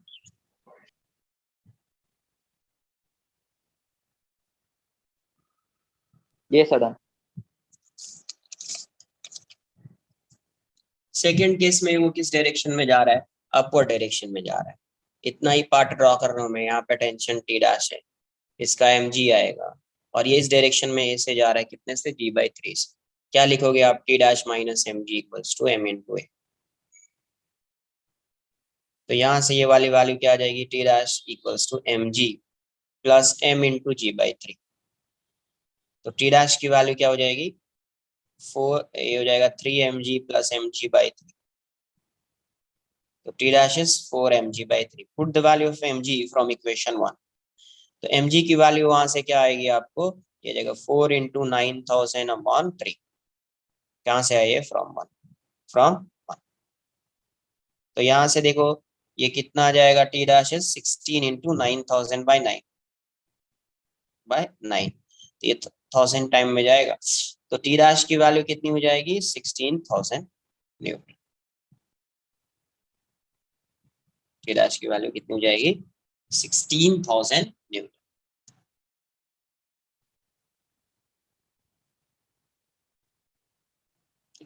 Question number 17. 3 question था इसमें, तीनों क्वेश्चन हमारा डाउट आ गया जबकि क्वेश्चन बताया आपको. The mass of a lift is 600 kg and it is moving upward with an acceleration of 2 meter per second. The tension in the cable. Tension T है, इसका मास m equals to 600 kg. Downward direction में कितना है? 6000 Newton, और इसका acceleration a आ जाएगा 2 metre पर second square. क्या जाएगा? 2 मीटर पर सेकंड स्क्वायर. टेंशन है 6000 न्यूटन है, एक्सेलरेशन की वैल्यू 2 मीटर पर सेकंड स्क्वायर है. तो क्या लिखोगे? t minus 6000 equals to 600 into a.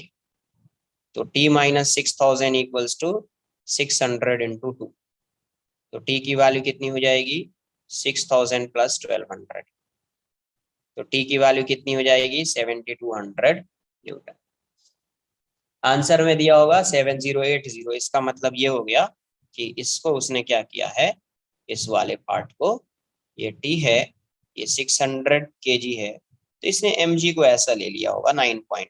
तो 600 इंटू 9.8 कर लो, तो ये वाली वैल्यू 06 से 8 हो जाएगा. यस सर, 9.8 है राइट आंसर है ना. तो 58 हो जाएगा, कुछ इतना आएगा 5880. तो यहाँ से आप एक्सेलरेशन ए को 2 मीटर पर सेकंड स्क्वायर ले लीजिए. तो t minus 5880 equals to 600 into 2 हो जाएगा. तो टी की वैल्यू 5880 प्लस 1200, ये वाली वैल्यू 0807 इतना न्यूटन।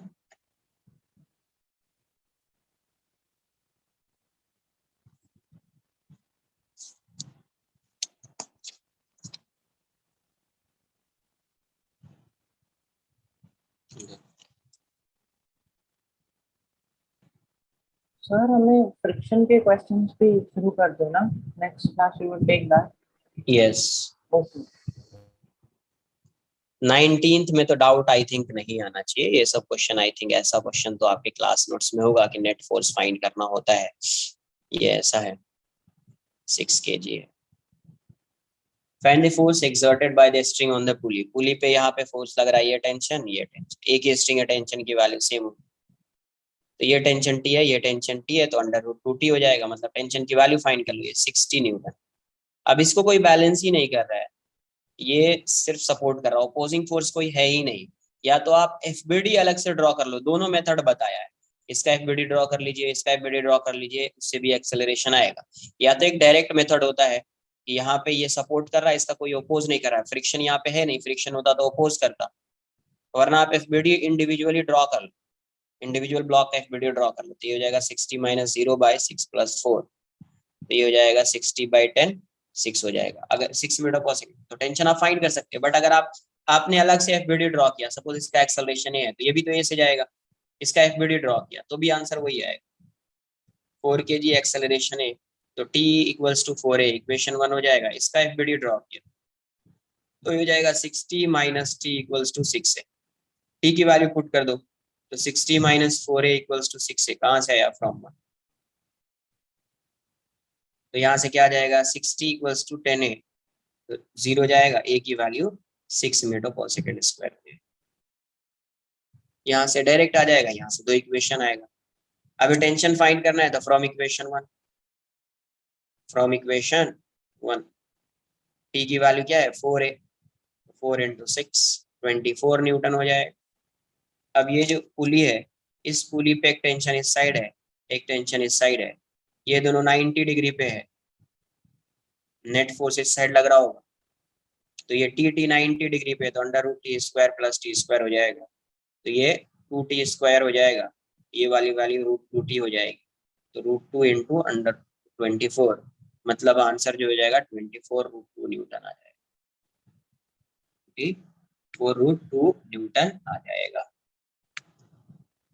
क्वेश्चन नंबर 20th भी आपका डाउट्स आ गया, जबकि इस क्वेश्चन को मैंने ऑलरेडी एक बार डिस्कस किया हुआ है, आया था आपके TWT क्वेश्चन। यस, सर मेरा आंसर वापस गलत आ रहा है, इसलिए पूछ रहा हूँ। अच्छा ठीक है, बताता हूँ, कॉपी कर लो इसको या स्क्रीनशॉट।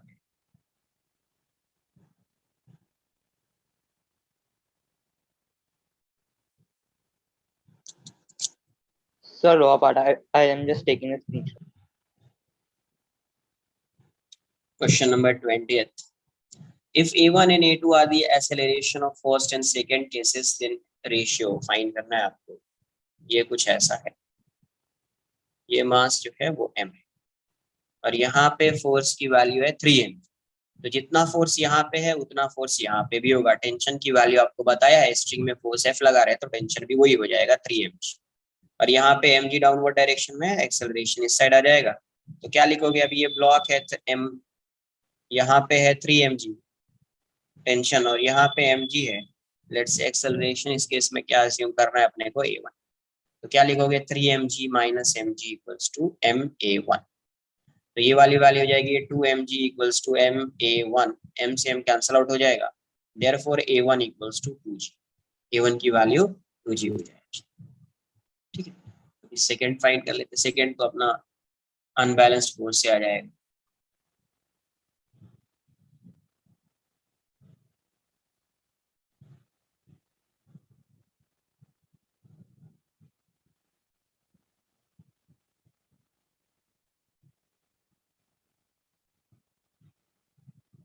सर यस, सर उस दिन आपने व्हाट्सएप पे बताया था कि जो मतलब जो मास गिवन है, सिर्फ we'll consider that only in the formula, yes, that जो SF - OF वाला दिया था आपने। हाँ, तो this minus 3 mg minus mg, ये इसको इस डायरेक्शन में आएगा ऊपर, ये इस डायरेक्शन में आएगा, तो ये अनबैलेंस्ड फोर्स फाइंड करो ना, तो 3 mg माइनस mg हो जाएगा।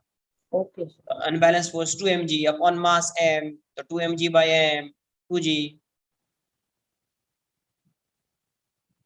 वही आया ना यार, 2 mg by m 2g। Yes sir, yes yes, वो शॉर्टकट मेथड है ना, डायरेक्ट से भी कर सकते। यस।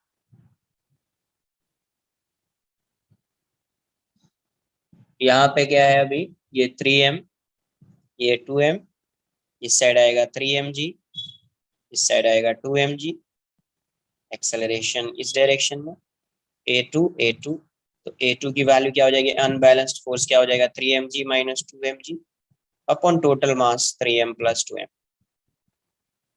तो a2 की वैल्यू क्या हो जाएगी mg बाय 5m, m से m कैंसिल आउट हो जाएगा, a2 इज 10/5, तो ये 2 मीटर पर सेकंड स्क्वायर। वो कितना था यार, 2g मतलब 20, कहीं पे मिस्टेक कर गए, 3 mg माइनस 2 mg,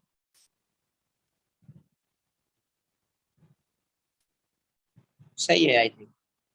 तो ये इतना आ जाएगा, तो a1:a2, a1 की वैल्यू क्या है 2g, और a2 की वैल्यू क्या है 2, मतलब ये 20:1 2, तो ये 10:1 आ जाएगा, 10:1।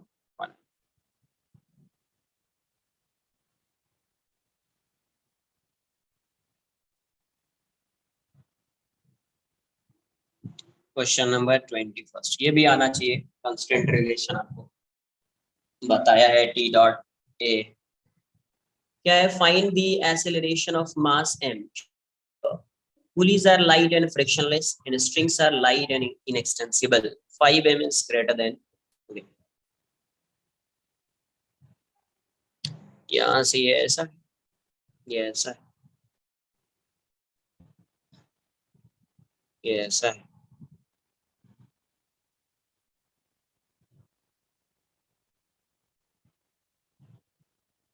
इस ब्लॉक का मास m, ये इस ब्लॉक का मास m। तो पहले एक्सेलरेशन का रिलेशन फाइंड कर ले, तो इसमें टेंशन टी आएगा, ये वाले स्ट्रिंग सेम है, tension T T T T T, ये सब स्ट्रिंग देखो एक ही स्ट्रिंग, ये टी टी है तो इसमें 2t आ जाएगा, इसमें भी 2t आ जाएगा। अब अगर आप FBD, अब पहले कांस्टेंट रिलेशन देखेंगे तो यहाँ पे 7t दिखेगा, ये 5t दिखेगा, है ना, 2t 2t t 5t, और इस पे जो है वो t दिखेगा, मास है। तो मैं ऐसा अज्यूम कर लेता हूँ कि ये डाउनवर्ड डायरेक्शन में आ रहा है, इसका एक्सेलरेशन है, और इसका एक्सेलरेशन a1 है, इसका एक्सेलरेशन a2 है, मैं ऐसा अज्यूम कर रहा हूँ, वो समझ में आ जाएगा आगे देखो, ये डाउनवर्ड डायरेक्शन में आ रहा है और ये अपवर्ड डायरेक्शन में जा रहा है, वैसा अज्यूम कर। तो सिग्मा टी डॉट ए की वैल्यू क्या हो जाती है, 0 हो जाती है, तो ये सेम डायरेक्शन में है तो 5 पॉजिटिव आ जाएगा, ये अपोजिट डायरेक्शन में नेगेटिव आ जाएगा, इक्वल्स टू 0, तो t से t तो चला जाएगा, 5a2 इक्वल्स टू a1 हो जाएगा। अगर मैंने ऐसा अज्यूम किया, let's say a2 equals to a, and a1 की वैल्यू 5a हो जाएगी, a1 की वैल्यू 5a हो जाएगी, मुझे इसका एक्सेलरेशन फाइंड, मतलब a2 equals to a assume किया है, तो मुझे a की वैल्यू फाइंड करनी है, acceleration of this block, acceleration of mass m, ये फाइंड। तो पहले एक्सेलरेशन का रिलेशन फाइंड करिए, अब FBD ड्रॉ करो, तो FBD ऑफ m की FBD क्या आएगी, यहाँ पे 5t है और यहाँ पे मास m है, mg डाउनवर्ड डायरेक्शन में आएगा, इसका एक्सेलरेशन अपवर्ड डायरेक्शन में अज्यूम कर लिया है a, तो यहाँ से इक्वेशन क्या लिखोगे, 5t minus mg equals to ma, equation 1 इस डायरेक्शन में जा रहा है, तो 5t minus mg equals to ma, equation 1 लिख दिया। फिर इसका फाइंड करेंगे, देखते हैं क्या आता है।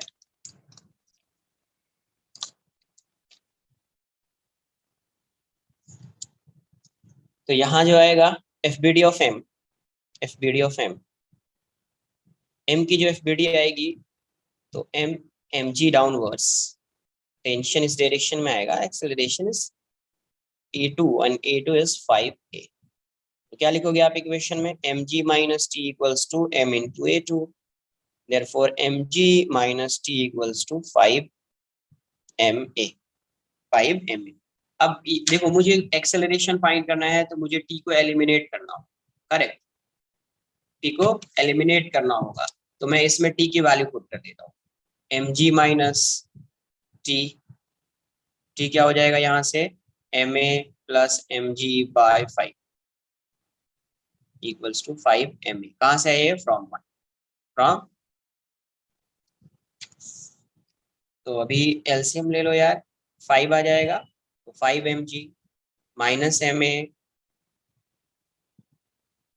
नहीं कैपिटल ये कैप्स में ये ma minus mg equals to 5 ma, इसको इस साइड लाइए, तो 5 mg minus ma minus mg equals to 25 ma। A वाले टर्म को एक साथ, इसको इस साइड, तो 5m minus m into g equals to 25 ma plus ma। तो क्वेश्चन में ये दिया हुआ है कि 5m ग्रेटर है m से, मतलब ये वाला टर्म पॉजिटिव होगा, ये वाला टर्म क्या आएगा, पॉजिटिव, असम्पशन मतलब correct, 25m plus m into, तो एक्सेलरेशन की वैल्यू क्या आ जाएगी यहाँ से 5m माइनस m इंटू जी बाय 25m प्लस m। और a की वैल्यू किस डायरेक्शन में अज्यूम किया, देखो ये वाली वैल्यू पॉजिटिव है, ये वाली वैल्यू पॉजिटिव है, मतलब ये एक एक्सेलरेशन पॉजिटिव आ रहा है, पॉजिटिव आने का मतलब जो है अजम्पशन करेक्ट है, अजम्पशन करेक्ट है, तो ये किस डायरेक्शन में अज्यूम किया था, अपवर्ड्स। ब्लॉक m जो है, इस m का एक्सेलरेशन किस डायरेक्शन में अज्यूम किया, अपवर्ड डायरेक्शन, इसका मतलब आंसर में ये इतना तो आएगा, अपवर्ड्स लिखना पड़ेगा,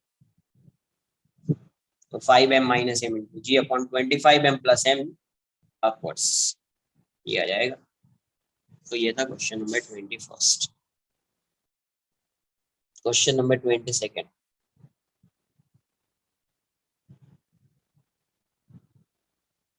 क्या दिया हुआ है, in the arrangement of the figure assume negligible friction between the blocks and the table. If F is pulling force as shown in the figure, then the tension in the string,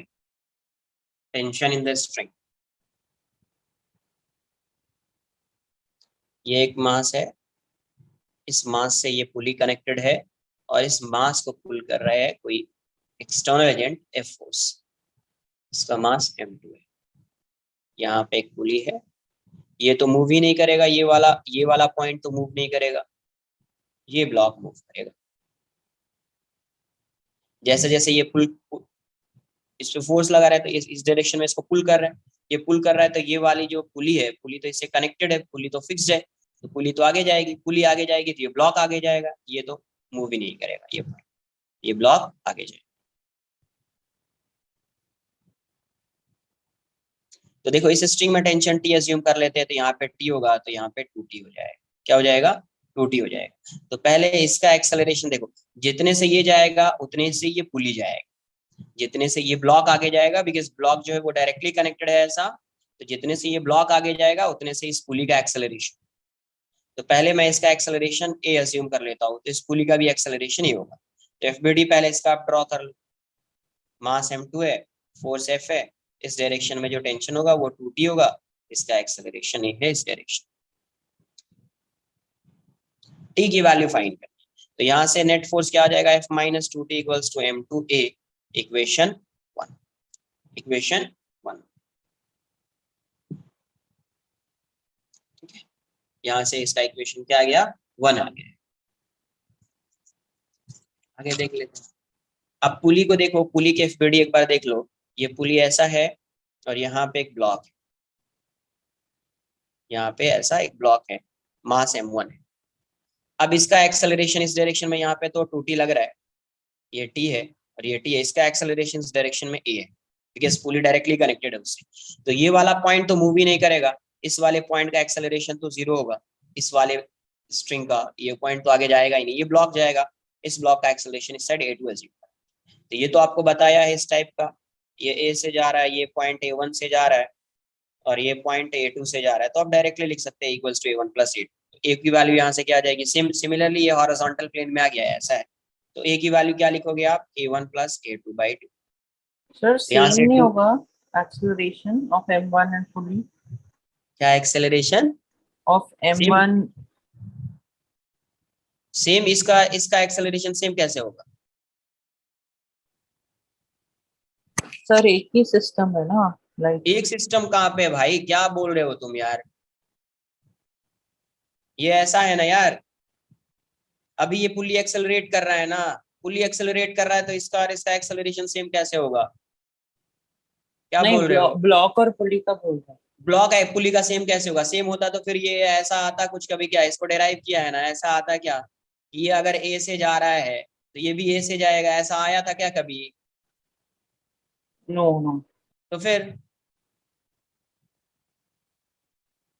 ऐसा बताया हुआ है, एक बार class notes फिर से check कीजिए आप। ये ए से जा रहा है, ये A1 है, ये A1 है, ये A2 है। A1 की वैल्यू 0 बिकॉज ये तो मूव नहीं करेगा, ये फिक्स्ड है। ये 0 हो गया, ये A2 बाई 2 A2 हो जाएगा, 2 को मैं इस साइड ले, तो ये ऐसा हो जाएगा। तो A2 की वैल्यू क्या हो जाएगी, 2a। मतलब इस ब्लॉक का एक्सेलरेशन जो है वो 2a हो जाएगा, होना भी चाहिए। ये अगर x मूव करेगा तो ये वाली स्ट्रिंग जो है वो 2x, ये x मूव करेगा तो ये वाली स्ट्रिंग 2x, x इस साइड है, x इस साइड, 2x, इसलिए होता है वैसे। बट ऐसे डायरेक्ट कर लेना, आपको 2x 3x पे नहीं जाना है। तो A2 की वैल्यू 2 हो जाएगी। FBD ऑफ M1 बना लीजिए, FBD ऑफ M1, M1 की FBD क्या आ जाएगी, ये M1 है और यहाँ पे टेंशन T है और इसका एक्सेलरेशन A2 है, A2 की वैल्यू 2 है। तो नेट फोर्स यहाँ पे T है, T इक्वल्स टू क्या हो जाएगा, M1 इंटू A2। तो T equals to M1 into 2a। तो T की वैल्यू अपने को आ गई 2m1a, T की वैल्यू क्या आ गई 2m1a। अब इक्वेशन 1 और इक्वेशन 2, इसको 2 मान लीजिए। तो 1 और 2 से मुझे टेंशन फाइंड करना है, तो मैं एक्सेलरेशन को एलिमिनेट कर, ए वाले पार्ट को एलिमिनेट कर दूंगा। तो from 1 and 2 because you have to find the value of tension in this string, tension in this string, correct. तो आपको एलिमिनेट क्या करना पड़ेगा, एक्सेलरेशन को एलिमिनेट करना पड़ेगा। तो ए की वैल्यू यहाँ पे पुट कर देते हैं। इक्वेशन 1 में क्या दिया है, -2t इक्वल्स टू m2a, ऐसा है m2a। अब इस a की वैल्यू को यहाँ से आप पुट कर, तो ये हो जाएगा f-2t equals to m2, a is t-2m1। तो यहाँ से क्या आ जाएगा, इसको इस साइड लाइए या टेंशन को इस साइड लाइए, f इक्वल्स टू ये हो जाएगा m2t/2m1 प्लस 2t। तो f की वैल्यू यहाँ से क्या आ जाएगी आपको, 2m1 m2t प्लस 4m1t। इसको इस साइड लाओ, ये हो जाएगा 2f m1 bye, tension common ले लिया, m2 प्लस 4m1। तो t की वैल्यू क्या आ जाएगी आपको, 2m1f by 4m1 plus m, 4m1 plus, ये आंसर हो जाएगा 2m1f बाय 4m1 प्लस। कुछ नहीं करना है, सिर्फ FBD ड्रॉ कीजिए, फोर्स का इक्वेशन लिखिए, कंस्टेंट रिलेशन फाइंड कीजिए, बस। Sir So can you show yes the previous page?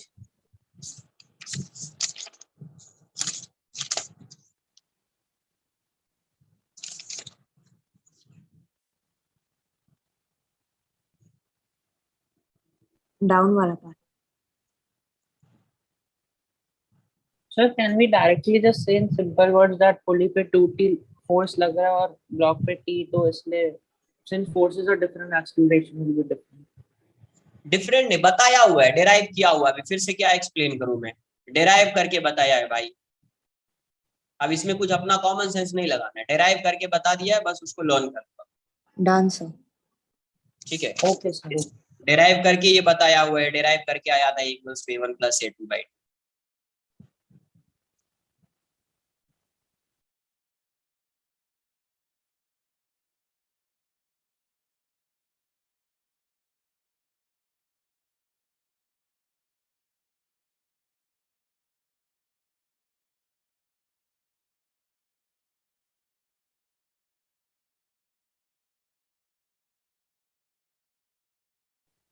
Sir yes, आप 25 और 27 सम आप चेक कर सकते हो कि वो इम्पल्स का है तो। क्या 25 और 20,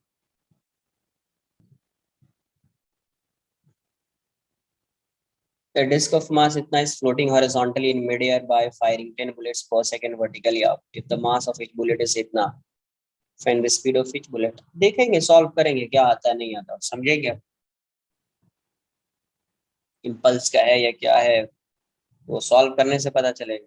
तो क्योंकि हमने वो इम्पल्स अभी सीखा नहीं ना, आपने बोला था नेक्स्ट क्या चैप्टर। इम्पल्स नहीं सीखा है? ऐसा कहीं पे क्वेश्चन में आया है find the value of impulse? No no. भाई साहब, किसी क्वेश्चन में आया है 24 टू कहाँ तक है ये क्वेश्चन यार, जो भी है 24 टू 36 या 37 जो भी है, कहीं पे ऐसा नो पूछा सर, कि नो फाइंड, नो। तो फिर मोमेंटम बताया है, मोमेंटम से सॉल्व करेंगे। मोमेंटम बताया है, मोमेंटम से सॉल्व करेंगे। मोमेंटम फोर्स इसका तो रिलेशन बताया है ना यार, उससे सॉल्व करेंगे।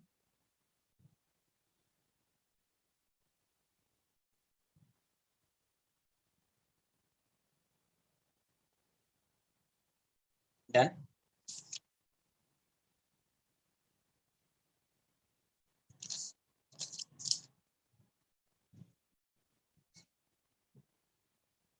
Next question number 23।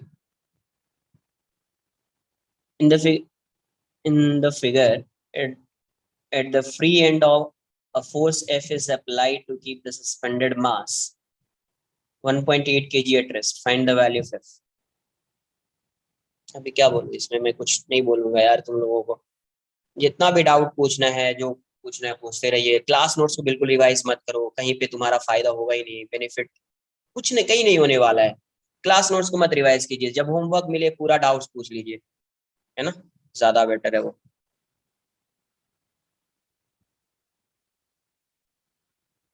ये ऐसा है, ये ऐसा है, ये ऐसा है, और यहाँ पे एक मास 1.8 kg। तो इस डायरेक्शन में कितना न्यूटन होगा? 18 न्यूटन। यहाँ पे F है, ये वाली स्ट्रिंग, ये वाली स्ट्रिंग, ये वाली स्ट्रिंग सेम है, तो यहाँ पे भी F होगा, यहाँ पे भी F होगा, और ये F है तो ये 2F हो जाएगा। ये क्या हो जाएगा? 2F हो जाएगा। करेक्ट। ये क्या हो जाएगा? 2F हो जाएगा। अब ये 2F है, अगर ये इसको बैलेंस कर रहा है, आई थिंक ये 18 kg होगा, 1.8 नहीं है, 18 है। हाँ 18 kg, डायग्राम में 18 है, हमने सेम वरना क्वेश्चन किया है क्लास में। 180। तो यहाँ से 2F है, 2T मत लिखो, 2F। तो इस ब्लॉक पे क्या लग रहा है अभी? 180 न्यूटन, और यहाँ पे 2F है, और ये रेस्ट में है, तो ये यहाँ से 2F की वैल्यू 180 न्यूटन हो जाएगी, और F आ जाएगा 90। F क्या आ जाएगा? 90। सेम क्वेश्चन इसी टाइप का एक लेक्चर मतलब क्लास नोट्स में आपके होगा, और इसी टाइप का एक क्वेश्चन जो है TWT में भी आया हुआ था। सर आपने स्ट्रिंग नीचे ड्रॉ किया, but in that diagram they have drawn something else only connecting the 18 kg कहाँ पे? In the booklet. अरे यहाँ पे ऐसा ड्रॉ किया है ना भाई, क्या यार। सर वो स्प्रिंग बैलेंस है या स्ट्रिंग है जो? अरे स्प्रिंग लगा दो, इसमें फोर्स कितना होगा? इसमें F है, इसमें F है, इसमें कितना होगा? तो 2F ना, अच्छा, एनीथिंग इट कैन बी। तो 2F होगा। कुछ वैसा होता तो तो 2F स्ट्रिंग होगा। हम अज्यूम कर लेना, वैसे कर लेते कुछ भी एज्यूम कर लो, चेंज होने वाला नहीं है। हैं। ओके। नेक्स्ट क्वेश्चन नंबर 24 नहीं है, क्या है क्या नहीं, 25। टाइम भी हो रहा है बट सॉल्व कर देखो। 25 क्या दिया हुआ? A disc of mass 5 kg is kept floating horizontally in mid air. ऐसा ग्राउंड मान लो, ये डिस्क है, इसका मास 5 kg है, और ये हॉरिजॉन्टली जो है ये फ्लोट कर रहा है in mid air by firing 10 bullets per second. Bullet कितनी आ रही है? तो dN/dt, number of bullets striking per second, ये 5 है, ये 10 है, ठीक है। नंबर ऑफ बुलेट्स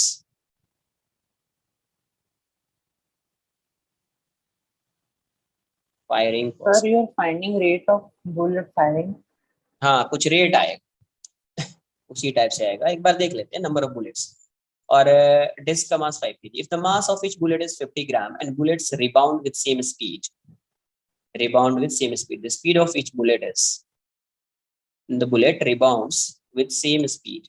कहाँ से फायर किया? horizontally in mid-air. A disk of mass इतना is floating horizontally in mid-air by firing bullets.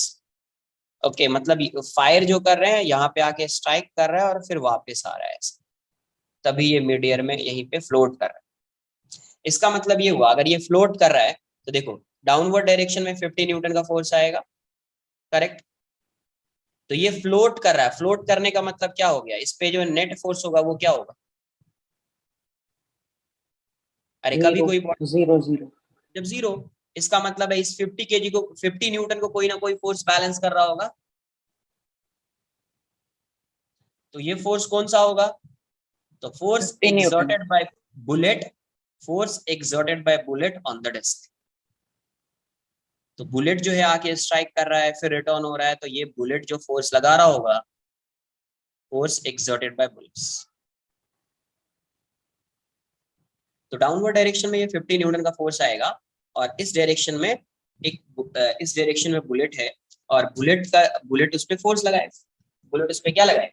Force लगाएगा। अब तो बुलेट का फोर्स कैसे फाइंड करोगे? बुलेट का फोर्स है वो कैसे फाइंड करोगे? तो बुलेट का फोर्स फाइंड करने के लिए क्या करना पड़ेगा?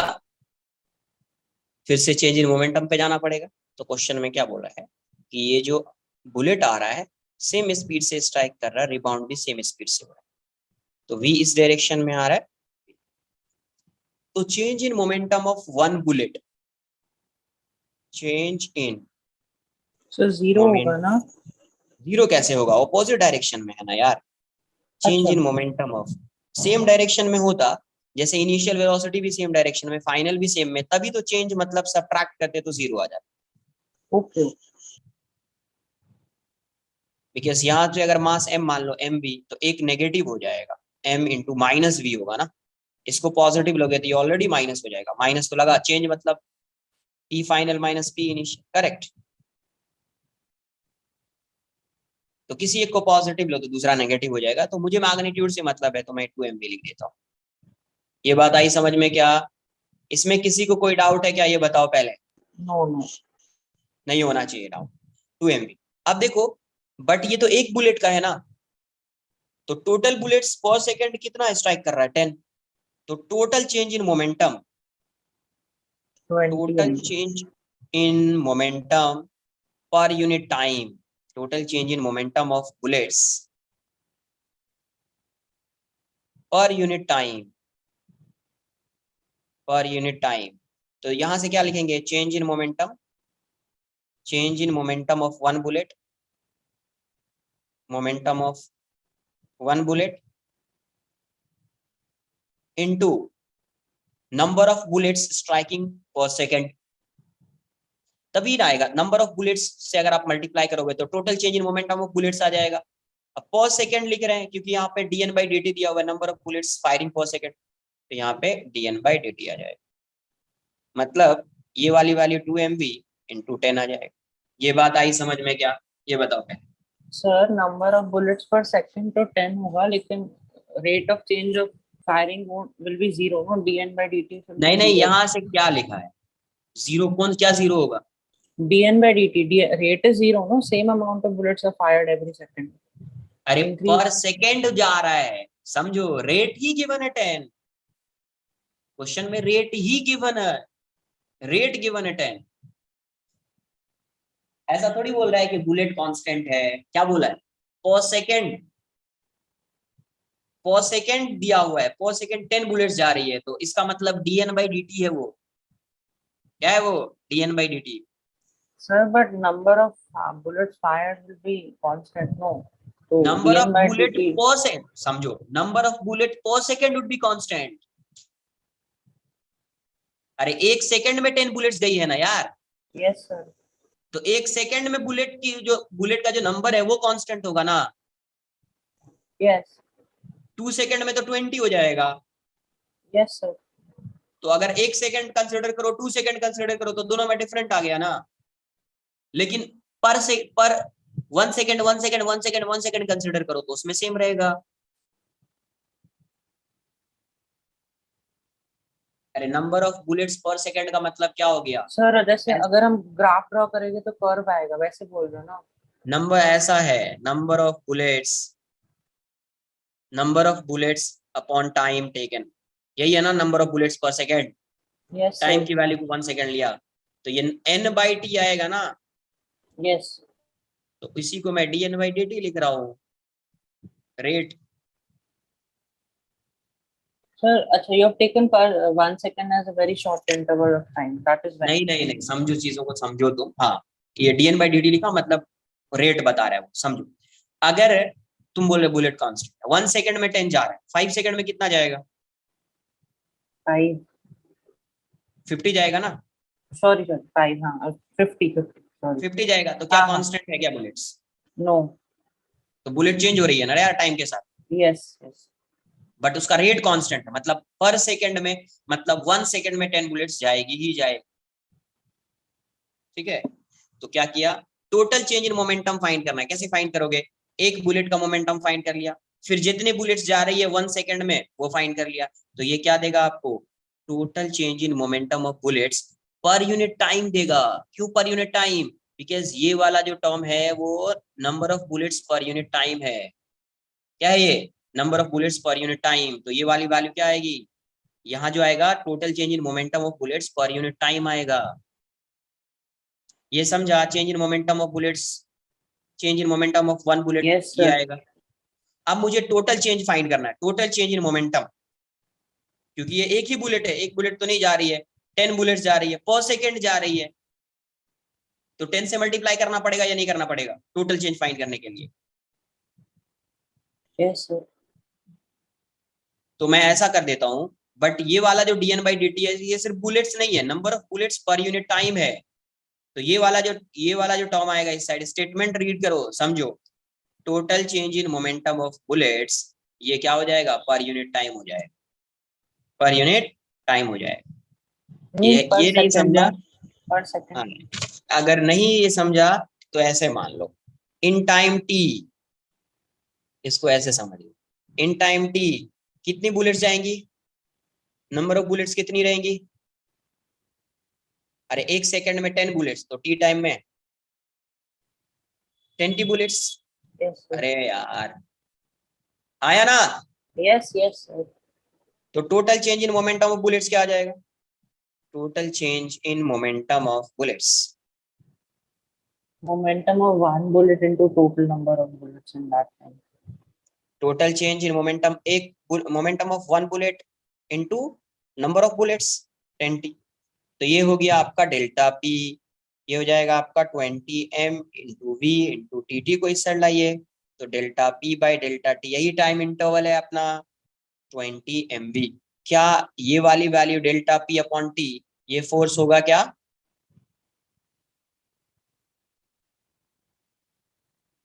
अरे change in momentum per unit time force होता है ना। dt होगा ना, dt अरे नहीं भाई होगा? टी ही लिख दिया। अरे यार कितना कंफ्यूज, डेल्टा टी को मैं टी नहीं लिख सकता हूँ, ये बताओ पहले। अटल रिस्पॉन्स देता है यार, गजब है यार, डेल्टा टी को मैं टी नहीं लिख सकता हूँ, तुम डेल्टा Yes. टी लिख। नहीं नहीं, तुम डेल्टा टी लिखो, इतना कंफ्यूजन नहीं होना चाहिए भाई। इन टाइम टी लिखा मतलब डेल्टा टी है, इन टाइम टी का मतलब क्या है? टाइम इंटरवल ना। Yes. तो फिर तुम कंफ्यूज क्यों हो रहे हो कि सर डेल्टा टी नहीं है? इतना नहीं होना चाहिए यार, ये बहुत, मतलब क्या बोलूं अभी इसमें, इतना नहीं होना चाहिए, कुछ ज्यादा हो गया ये। अगर मैंने टी लिख दिया और डेल्टा टी तुमको समझ में नहीं आ रहा, कुछ ज्यादा हो गया क्या यार? Delta P by delta T force हो जाएगा mv, ये 5 kg है, 50 न्यूटन डाउनवर्ड डायरेक्शन में लग रहा है, ये फोर्स F है, F की वैल्यू 20 mv है। अब दोनों को इक्वेट कर दूं, ये मास ऑफ बुलेट आएगा, तो 20 मास ऑफ बुलेट कितना है यार?